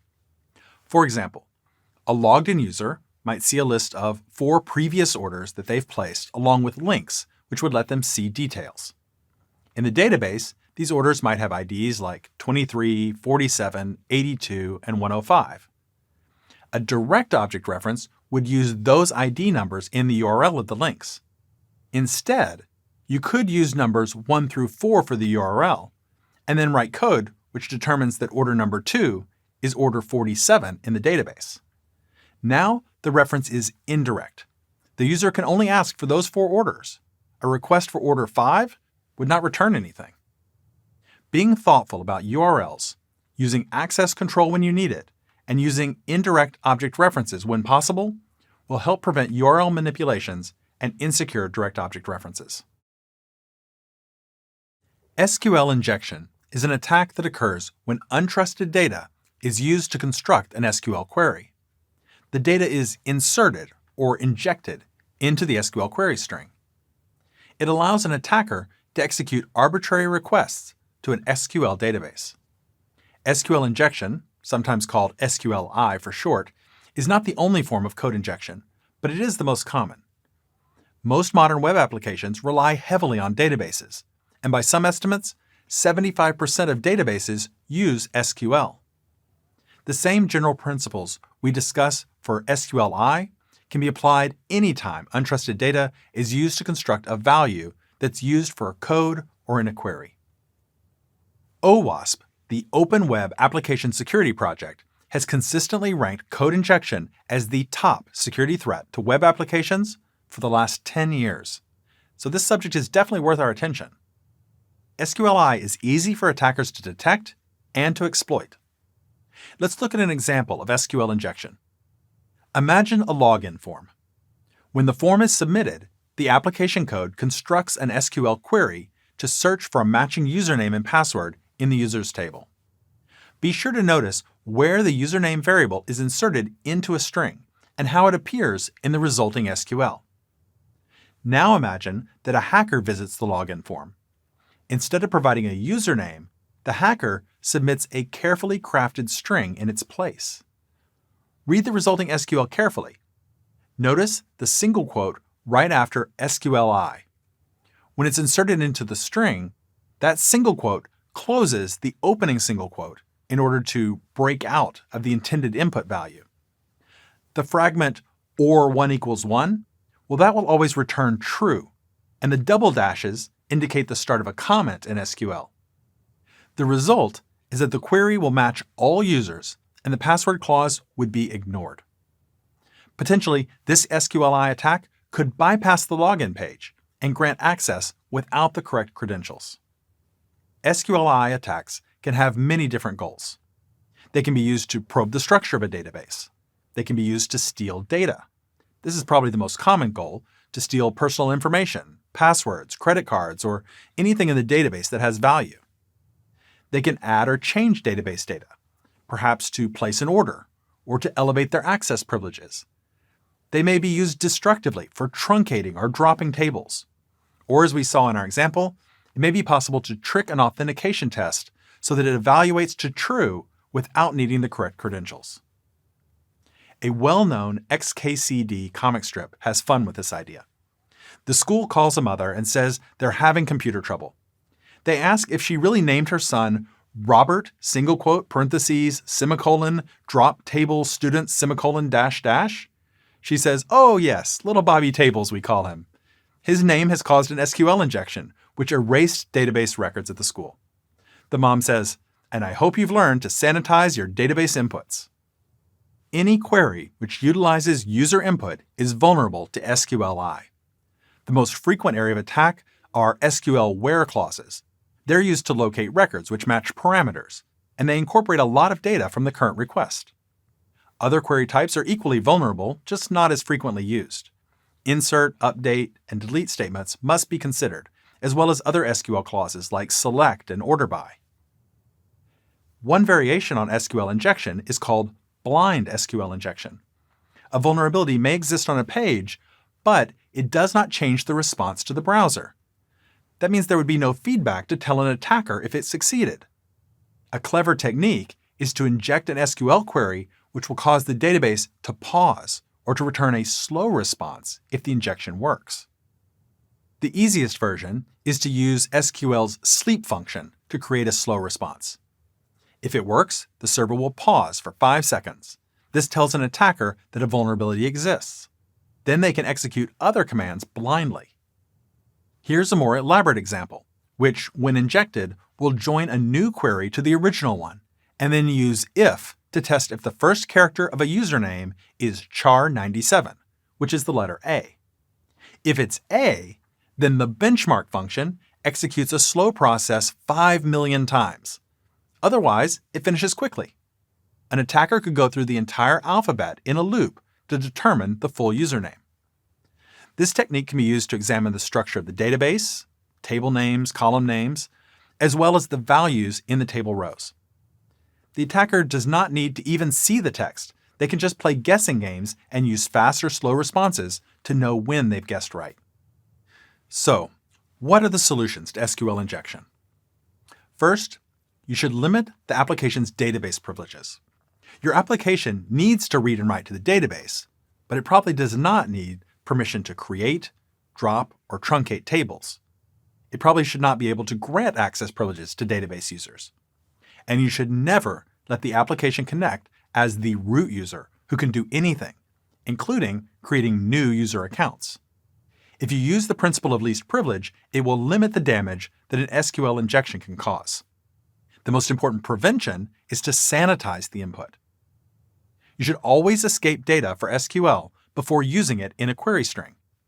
In simple terms, SQL sanitization means rendering every single quote in the data harmless by putting a backslash in front of it. But single quotes are not the only danger, and there are many tricks to avoid detection. Most programming languages for the web have an SQL sanitization library that you can use. Use one of those. They offer better sanitization than if you tried to write your own function.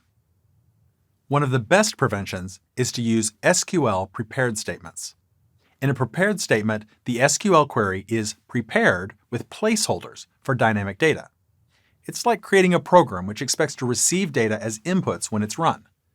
The data must match a specified data type, such as string or integer. And because the SQL query has already been mostly written, the data can't interfere with it. It's very effective. Here's an example.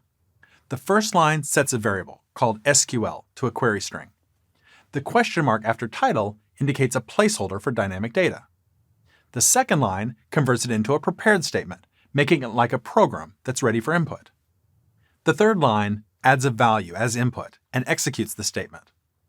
This example is using only SQL, but most web programming languages include functions to make it easy to use SQL prepared statements. A third prevention is to use allow lists and to validate data before using it in a query. This prevention is less powerful than using SQL sanitization or SQL prepared statements, but it can be used alongside them to provide defense in depth. A cross-site scripting attack occurs when an attacker injects code, primarily HTML and JavaScript, into your web pages so that other users' browsers will execute it. It gets its name because an attacker sends scripts across your website to someone else's browser. Cross-site scripting becomes possible when web pages output user-supplied data in the HTML response without sanitizing the data first. Cross-site scripting, often abbreviated as XSS, is ranked as one of the top 10 security threats and is the most common web application security flaw. There are three types of cross-site scripting: reflected, stored, and DOM-based. Reflected attacks are the most common type. Let's look closer at them because they will help us to understand all three types. In a reflected XSS attack, an attacker puts JavaScript code to be run in a URL string or in the form data sent with the request. When the page loads, the script runs immediately in the victim's browser. It's called reflected because it bounces right back. Let's look at an example. Suppose that a user clicks on a link, which sends a request for the register.php page and includes a URL parameter for email.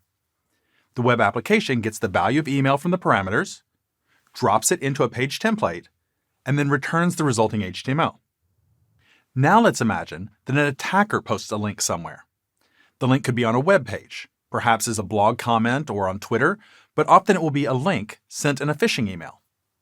The link still sends a request to the register.php page, but instead of sending an email address, the attacker adds HTML and JavaScript. When the page processes the request, it inserts the value of the email parameter in the template, which includes malicious HTML and JavaScript. The JavaScript will be immediately executed by the user's browser. Now, this example uses a harmless JavaScript pop-up alert. This is a good way to test for XSS. It's important to recognize that this alert is just a placeholder, a proof of concept. The actual JavaScript code could do anything. It can alter the page. It can access and steal the stored cookie data, which may contain stored login information. It can send additional browser requests and download other scripts. The JavaScript may also be encoded to avoid detection. Here's an HTML link where the URL has been encoded. Most web languages will automatically decode it when it's received. Notice also that when it's decoded, it includes a reference to a JavaScript on another website. This script may contain hundreds of lines of code. If it's put into the returned HTML, a user's browser immediately makes a request to that URL and executes the JavaScript file it receives. Stored and DOM-based attacks use the same principle as reflected attacks. The difference is that they're not immediate and do not originate from links. Stored cross-site scripting attacks occur when a malicious JavaScript is planted in storage, such as databases, files, cookies, or sessions. It's like planting a landmine in the application data. When the data is retrieved and dropped into HTML, the script will execute. Imagine submitting JavaScript in a customer feedback form. When an admin reviews the feedback, the JavaScript will be triggered. A DOM-based cross-site scripting attack embeds a script into the existing page. In HTML, the current page is known as the DOM, short for Document Object Model. DOM-based attacks are a result of the trend toward having web pages which handle a lot of user interaction on the client side using JavaScript. Instead of sending a request to a remote server, the page already has the code necessary to respond to an action. A DOM-based attack is similar to a reflected attack, but it works with the existing page instead of using a server to return a response. To prevent cross-site scripting, begin with a map of data passageways and exposure points. The places where data is output are primary areas for concern. The places where data is input, transferred, and stored can help you to see the big picture and not overlook something. After that, the first defense is to use the best practices we've already discussed for incoming data. Write validations to enforce expectations. Use allow lists when you can. If a value is required to be a 4-digit number, well, then it can't contain a script. The primary defense will be to sanitize all data before output. The correct sanitizing technique depends on the output destination. There are 5 primary output types to monitor. Use HTML sanitization if the data will be used in HTML. Use JavaScript sanitization if it will be used in JavaScript, and so on. Another important defense is to use HTTP-only cookies. This prevents JavaScript from accessing and stealing cookie data. You do this by adding the HTTP-only option when you set a cookie. Most web languages and frameworks have cookie functions that accept an optional parameter to enable it. Remember, it's on a per-cookie basis, and you should also use it on cookies which keep track of your session files. A strong layer of defense against cross-site scripting attacks is to define a content security policy. A CSP provides instructions to a browser about which types of resources can be used and which websites are allowed to provide them. It can prevent both the loading of remote and inline JavaScript. It's a best practice to send the policy in the header of an HTTP response, but it can also be in the HTML head in a meta tag. This example policy restricts scripts and plugins to the current domain only. It would not permit remote loading of JavaScripts. The CSP acts as an allow list for the browser. You can add domains that should be allowed to provide resources. Here, I've added a fake domain called analytics.com to the allow list so it can provide JavaScript code. CSPs can regulate other resources, such as style sheets, images, fonts, audio, and video. You can learn more about content security policies at content-security-policy.com. Google also has a tool which examines the CSP of websites and makes recommendations for improvements. The combined defenses of validating input, sanitizing output, using HTTP-only cookies, and setting a content security policy will be a good protection against cross-site scripting. A cross-site request forgery attack is when an attacker tricks a user's browser into sending a request to another site. Cross-site because the attack originates at one site but sends a request to another site, and request forgery because the request is not a genuine user request. Cross-site request forgery is often shortened to CSRF. Imagine that a hacker wants to get a user to click a link. One way would be to name the link with something deceptive and post it online or send it in an email. The link hides the action, but it still requires a user to click on it. A CSRF attack does not depend on the user clicking a link. Instead, the attacker places the URL into the HTML of a page, most often as the source attribute of an image tag. When the page loads, the browser automatically sends a request for each of the images that are in the HTML. It doesn't matter that this image source will fail to return an image. The request will still be made. Our hacker could place this image on a web page that they control, or they could put it on a blog comment, a forum post, or an online ad, or they could use it as an avatar or profile picture. Every browser that loads that HTML will send a request to that URL. The user might see a broken image link, but would not know that a forged request was sent. This example shows how to generate fraudulent clicks or votes in an online poll. A more potent example is one which takes advantage of a user's logged-in state. Let's imagine that a user logs into their online bank account to pay some bills. The bank's website sets a cookie in the user's browser to indicate that they've been authenticated. Future requests to any page on that bank's website will include that cookie and the proof of authentication. It works a lot like one of those wristbands that you get when you pay to enter an event. The wristband proves that you've been granted access. When the user's done paying bills, the user closes the window, but does not actually click Log Out. The user's browser still has the authorization cookie, and their session with the bank is still open. If the user were to open a new browser window and go to the bank's website, they would still be logged in. Now imagine that the user is browsing the web and comes across an image tag where the image source is set to a URL at the same bank. This example transfers money to another account. It's unlikely to be that easy, but it makes the point. This is a URL which a hacker could not use. If they clicked it, it would require a login. But the user is logged in still. When their browser sends a request to that URL, it includes the cookie data that indicates who they are and their previous authentication. so the link works for them. The hacker has taken advantage of the user's logged-in state and tricked their browser into taking an action without their knowledge.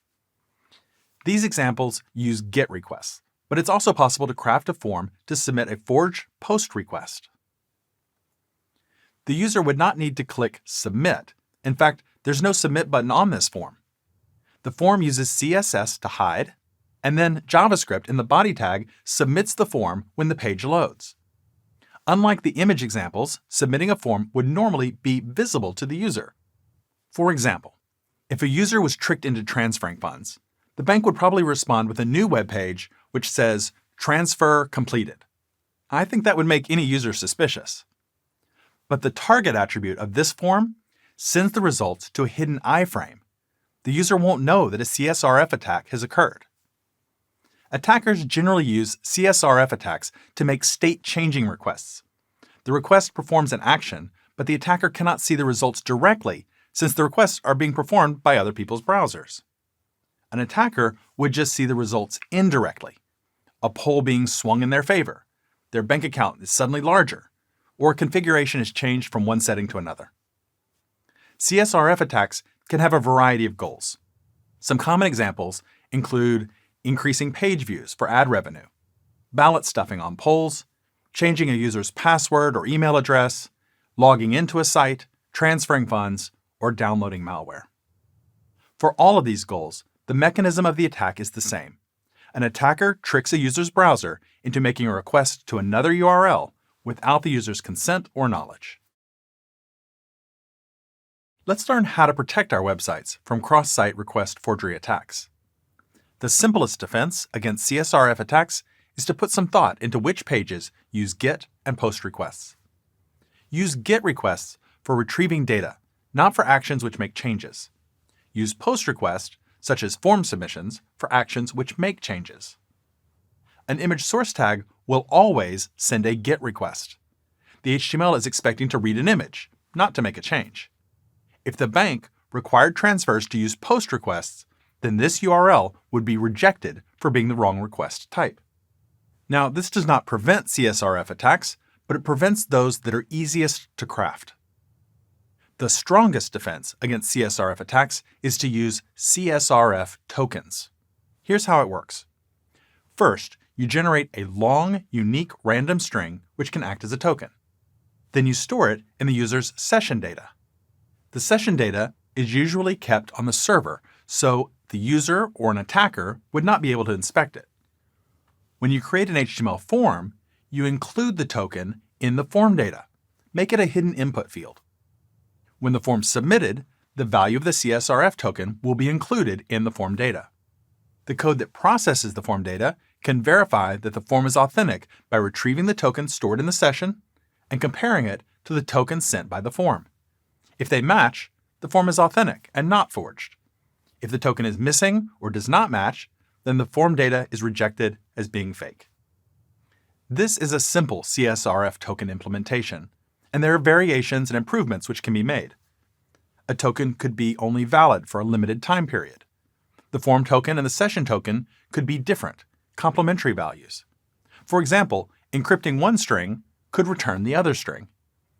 CSRF tokens have one big weakness. Did you spot it already? If a website is vulnerable to cross-site scripting attacks, then an attacker has a path around our defense. An attacker might be able to access values stored in the session to read the token, or an attacker might use AJAX to submit a request that returns a token and then immediately paste that token into their forged request. Your CSRF defenses rely on having good XSS defenses in place. There are several other defenses which are not strong enough on their own, but which are useful for providing defense in depth. An authentic form submission should include a referrer, which is from your domain. A matching referrer is not complete proof that a request is authentic because the referrer value can be spoofed. But if the referrer is missing or wrong, then it indicates a forgery. For forms that use AJAX, you can set a custom header in the XML HTTP request and then validate that the header is present. Browser support is still growing for the same site cookie attribute.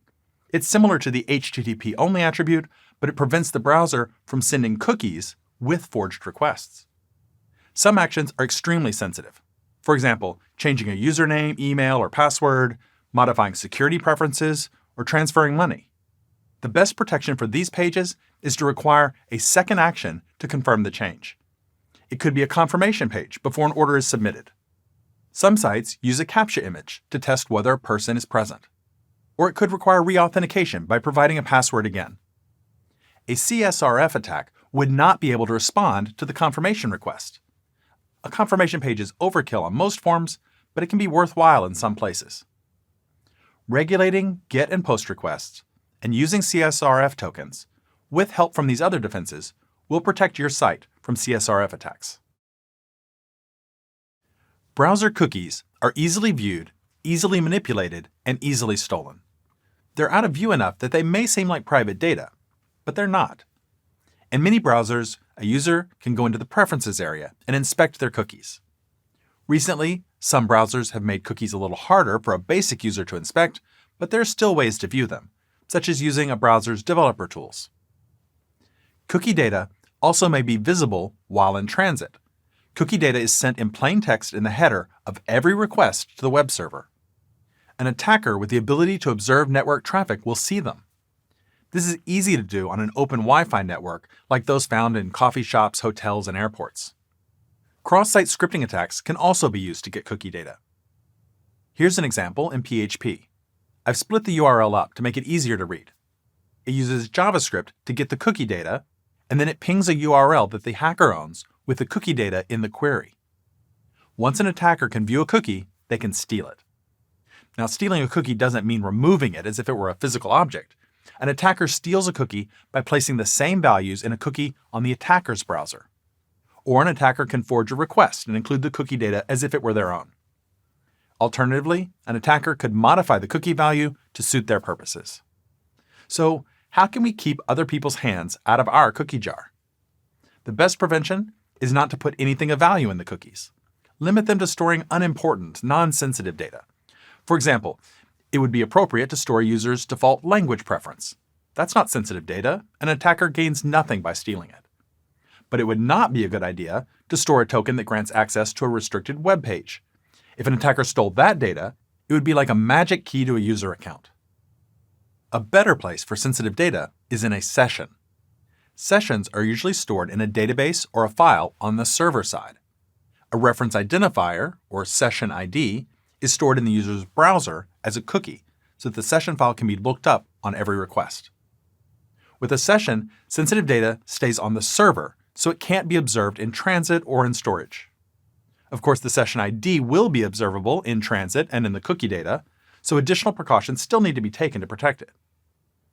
As we discussed with cross-site scripting, when cookies are created, they should be flagged as HTTP only, making them unavailable to JavaScript. An attacker would not be able to read the value using document.cookie anymore. I strongly recommend that you set up an SSL certificate and use HTTPS for all web pages. This will encrypt all communication between your web server and a user's browser and prevents anyone from observing cookie data while it is in transit. I have another course here on LinkedIn Learning called SSL Certificates for Web Developers, which walks you through it. Once you're using SSL, then you should also use secure cookies. Secure cookies are only sent if the connection is over HTTPS. If a user accidentally types the URL with HTTP instead of using HTTPS, then the cookies would still not be sent. You set a flag when a cookie is created to indicate that it should be secure. Session cookies are usually configured in a global configuration. Cookies should also be given expiration dates. You can either provide an exact date using expires or a maximum number of seconds using max age. The web browser will automatically delete the cookie after its expiration. This helps to clean up old cookies instead of letting them linger. You should also consider the domain, subdomain, and path that will use a cookie. By default, a cookie is available throughout a domain name, on all subdomains, and on all pages. If a cookie should only be used with one subdomain or only within a certain directory, then it can be restricted. Use the domain or path attributes when setting the cookie. Now, don't go crazy here, but think about whether it makes sense to apply the principle of least privilege to certain cookies. If sensitive data is to be stored in cookies, and not on the recommended server-side session, then it should be encrypted. One advantage of encrypted cookies is that they are never in plain text, while in transit or in storage. Cookies can also be digitally signed to prevent modification. Signing a cookie means running the cookie through an algorithm to get a checksum, which is then added at the end of the cookie data. When the cookie data is received by the web application, the first part, the value, will be run through the same algorithm, and then the checksums will be compared. If they match, then the value has not been modified. Be smart about what goes in cookies, and protect them using smart cookie settings and encryption. Session hijacking is an attack where a hacker steals a user's active session to gain unauthorized access to parts of a website. Sessions store user data in a file or database on the server. It's more secure to store data in sessions than in browser cookies because the data never leaves the server. It cannot be viewed in transit or in storage. However, a session reference identifier, or session ID, is stored in a browser cookie and, like all cookies, is vulnerable to theft. An attacker with a stolen session ID can access all of the data stored in the session. Even worse, they can impersonate a logged-in user. Imagine that a user logs into a web application successfully. The web application stores a bit of data in the session file to remember that the user's logged in. This enables the user to click links and visit other pages without having to re-authenticate each time. I think of it a lot like a wristband, which grants access to an event. With every request, the cookie with the session data will be sent. The web application will retrieve that ID and find the matching session file automatically. That's how sessions work. Then it will look in the session file to find that bit of data that indicates whether a user has been previously authenticated. If so, it allows the user to view the requested page. If not, it denies the request and most likely sends them to a login page. An attacker who can send a request with the user's session ID in step 1 assumes any previous state set in the session. As far as the web server is concerned, the request is coming from the real user. The attacker is now the user and can do anything that the user can do. They can transfer money or make purchases. They can view and edit personal information. They can change the account email or password to lock out the real user. They can send messages to friends or coworkers using their assumed identity, which could be part of a phishing attack. To get the session ID, an attacker can either read it from the browser's cookie file, for example, using a cross-site scripting attack, or they can view the data in transit. This is usually done by eavesdropping on an open Wi-Fi network, like those in coffee shops, hotels, and airports. Using Wi-Fi is like shouting data to an entire room. Any device that's listening can hear it, and eavesdropping software is easy to find. Here's a quick recap of how to prevent cross-site scripting and how to keep cookie data secure. You should validate input, sanitize output, use a content security policy, use cookie settings like HTTP only, secure, and expire, and most importantly, use HTTPS. It's essential that login pages and any access-restricted pages use HTTPS. I recommend going further and using HTTPS on all website pages. All of them. It's easy to set up, provides a strong defense for the entire website, and has many other benefits. Don't forget to mark the session cookie as secure. Without a secure session cookie, any request to a non-SSL page on the same domain, even the first request before being redirected to HTTPS, could expose the cookie and the session ID. For most cookies, the secure flag would be set in the code when it's defined, but for session cookies, which are more global in scope, there's usually a global setting which may be in a separate configuration file.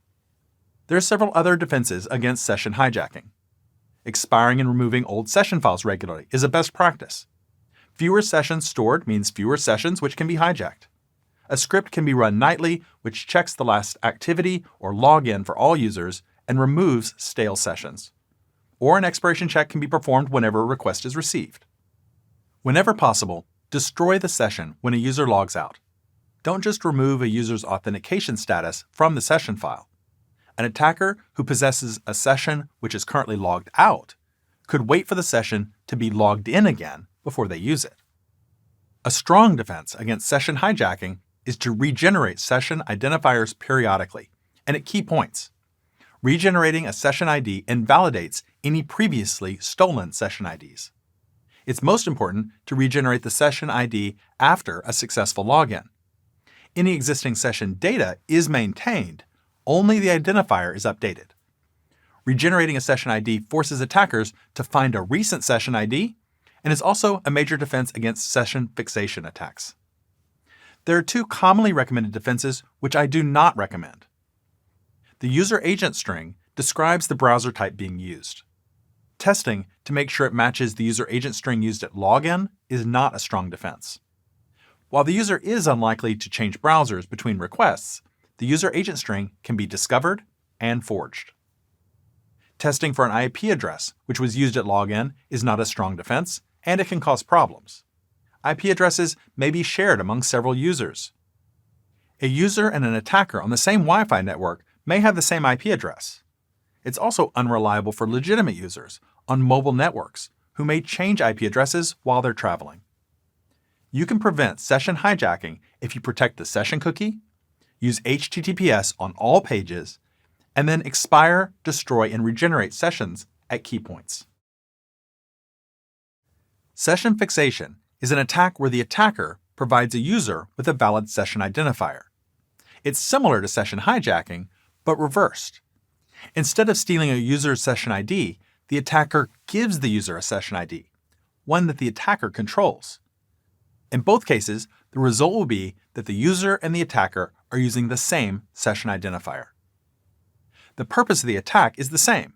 An attacker can assume the user's identity and share their access privileges. Of course, the session that the attacker provides will not be authenticated. It won't be attached to a logged-in user yet. The attacker has to wait patiently. When the user eventually logs into the website again, the application stores a bit of data in the session file to remember that the user has logged in and should be allowed to view other pages. Now the attacker can take advantage of the shared session and visit access-restricted pages. Early session fixation attacks relied on websites which accepted session IDs sent in the URL or in form data. Fortunately, it's become uncommon to maintain session IDs in URL strings, in large part because of the threat of session fixation.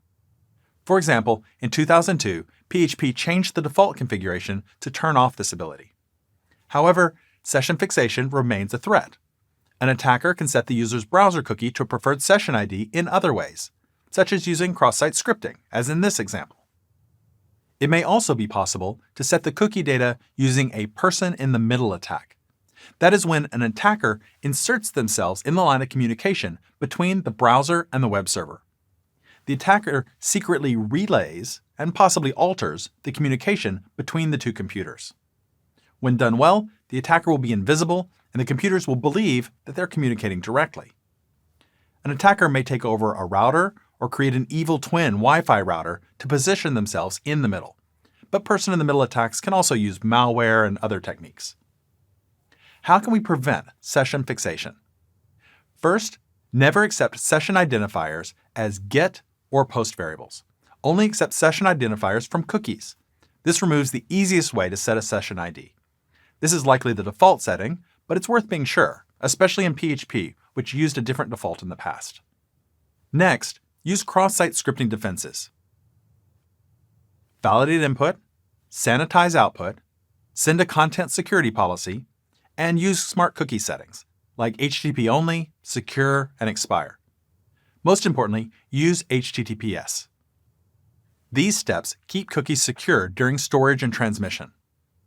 The best defense against session fixation attacks is to automatically regenerate the session identifier after the user logs in. When a user logs in, discard the old session ID and assign a new one. The session file and the data inside do not have to change. This is only a change to the identifier, the value stored in the cookie. Many web languages and frameworks offer a function which makes regeneration easy. Then, when the user is authenticated, their authorization will be stored in a session file linked to the new session ID. The attacker will have the old session ID, and it will not have been granted access. There is one attack that's worse than all the others: remote code execution. Remote code execution, or RCE, is when an attacker can remotely execute internal operating system commands on a server. To put it another way, an attacker can type commands as if they were sitting at the keyboard. They can perform any task that a logged-in user could perform. They can read, add, modify, or delete files. They can change access privileges or passwords. They can turn on and off configurations and services. And they can communicate to other servers. When you read a news article or you see a warning about a bug which allows remote code execution, you should pay attention. It's a significant one. Fortunately, remote code execution is also one of the hardest hacks to pull off. Operating systems keep a wall between the operating system and the software running the web server, which is difficult to get through, unless you make it easy. Most programming languages have functions which allow them to communicate directly with the underlying OS. It's these special functions that can get you into trouble if you aren't careful. If you use one of these powerful functions and also provide a way that an attacker can slip their own data to it, then they can use that function too. Each programming language uses different names for its operating system functions. However, many use one or more of these common names. Refer to the documentation for the details on your language. All system execution keywords come with big security risks. The best prevention is to avoid using system execution functions at all. Usually, there's another solution using less risky code. In some programming languages, it's possible to disable these powerful functions entirely so that they cannot be used. If it's absolutely necessary to use them, then avoid pairing them with user-submitted or dynamic code. That is the point at which you give an attacker a potential path to the function. And should you really need to use them with dynamic data, then make sure to validate all data. Use allowed lists to limit the range of actions and sanitize the data for wherever it will be used. Remote code execution attacks are very bad, but they mostly happen because of our own carelessness. File upload abuse is when an attacker abuses public file upload features of a website. It's common for web applications to allow users to upload files. These are a few common examples when a web application might encourage users to send in images, video, or other files. There are many ways that file upload features can be abused. The most common types of abuse are uploading files which are too numerous, too large, or too frequent. Too many files or files which are too large can use up all of a server's storage space. Files sent too frequently can slow down server processing or monopolize server connections, potentially even leading to a denial of service. Another potential abuse is users uploading the wrong content type. For example, the application expects an image, but the user uploads a movie instead. Malware represents the most serious form of file upload abuse. Malware gets its name from malicious software. Malware may pretend to be a different file type in order to avoid raising suspicion. It can even be embedded in images, PDF files, or other media assets. An attacker may upload malware and then use other techniques to move it to another location or to launch it. Malware can be designed for many different goals. Spam, spyware, and bypassing server access controls are just a few examples. Ransomware has been on the rise in recent years and has become a major threat.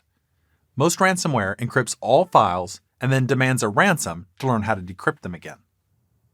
The best way to prevent file upload abuse is to require users to log in before they can upload files. Don't allow any anonymous uploads. It won't prevent a determined attacker, but at least their account will identify them and allow their access to be revoked. Don't make user-uploaded files available for public download, or your site could distribute malware to others. Instead, store uploaded files in directories which are not readable by the public. If they need to become public, then scan them for viruses and have a human review them first. Validations can help prevent abuse. The content type or MIME type of a file can be checked against a list of allowed types. The file extension can be validated against a list of allowed extensions. If you need to be extra cautious, you can check the first few lines of the file, which often includes information that identifies the file type. The file size can also be validated to ensure that it's less than the maximum size. Many web servers and languages have configurations for the maximum file size allowed. Using large hard drives or cloud servers for storage can help to ensure that there's always adequate drive space available. Email or text warnings could notify administrators when disk space is running low. Frequent file uploads can be limited or throttled, either by the server, by the web application, or by a firewall. Finally, Servers can be scanned with antivirus software to look for any malware that might have made it through the other defenses. Compared to other attacks, file upload abuse is relatively rare, but it is worth considering how it would impact you and installing protections to prevent it. A denial of service attack denies authorized users access to a server, service, or resource to which they would normally expect to have access. Denial of service is an attempt to prevent legitimate users from using a service. The underlying service may remain unaffected, but it's no longer available. Remember, data security has three goals: confidentiality, integrity, and availability. Denial of service is an attack on data availability. Denial of service attacks usually use flooding or crashing to make data unavailable. Flooding is when a system is overwhelmed with too many requests. It could be too many requests to a web server. It could be using up a limited number of connections to a database. Or it could be sending so many data packets to a router that legitimate traffic slows to a crawl. Crashing is when software or hardware crashes and stops operating. For example, an attacker could use a vulnerability to trigger a memory buffer overflow and use up all server memory. The motives for denial of service attacks vary, but most fall into three basic categories: revenge, extortion, and activism. It's uncommon for a denial of service attack to be performed by a single computer. Servers and routers are robust and designed to handle a lot of traffic. It takes more to overwhelm them than a single computer can muster. Distributed denial of service attacks use hundreds or even thousands of computers working together. They could be controlled by humans, such as activists working together, but more often they are part of a zombie botnet. A botnet is a collection of computers or other internet-enabled devices which have malware on them. An attacker can send commands to the botnet and launch hundreds of simultaneous attacks. The Mirai malware, which creates a botnet out of Internet of Things devices, such as closed-circuit cameras, home routers, and baby monitors, is a recent and famous example. These attacks are powerful enough to overwhelm a network or a server and may last for days. In 2018, GitHub was hit with a record 1.35 terabits per second of incoming traffic. That's 127 million packets of data per second. The longest distributed denial of service attack was in 2018 and lasted for 297 hours. That's more than 12 days. Preventing denial of service attacks is challenging. How can an average web developer be expected to design a system that will handle millions of packets of data per second? The first question you should ask is denial of service in my threat model? If your website is likely to be the target of retaliation, activist, or extortion attempts, then DDoS attacks should be in your threat model. For most developers, it will not be. The odds of a regular website being hit by a DDoS attack are very low. If it is in your threat model, then the best advice is to outsource the problem to experts. There are many companies which offer DDoS mitigation services. If you sign up with one, all incoming traffic will be routed through their extremely robust servers before it's sent to your servers. They have the hardware and expertise to handle millions of data packets per second. Cloudflare, Microsoft Azure, AWS Shield, and Akamai are some of the largest providers.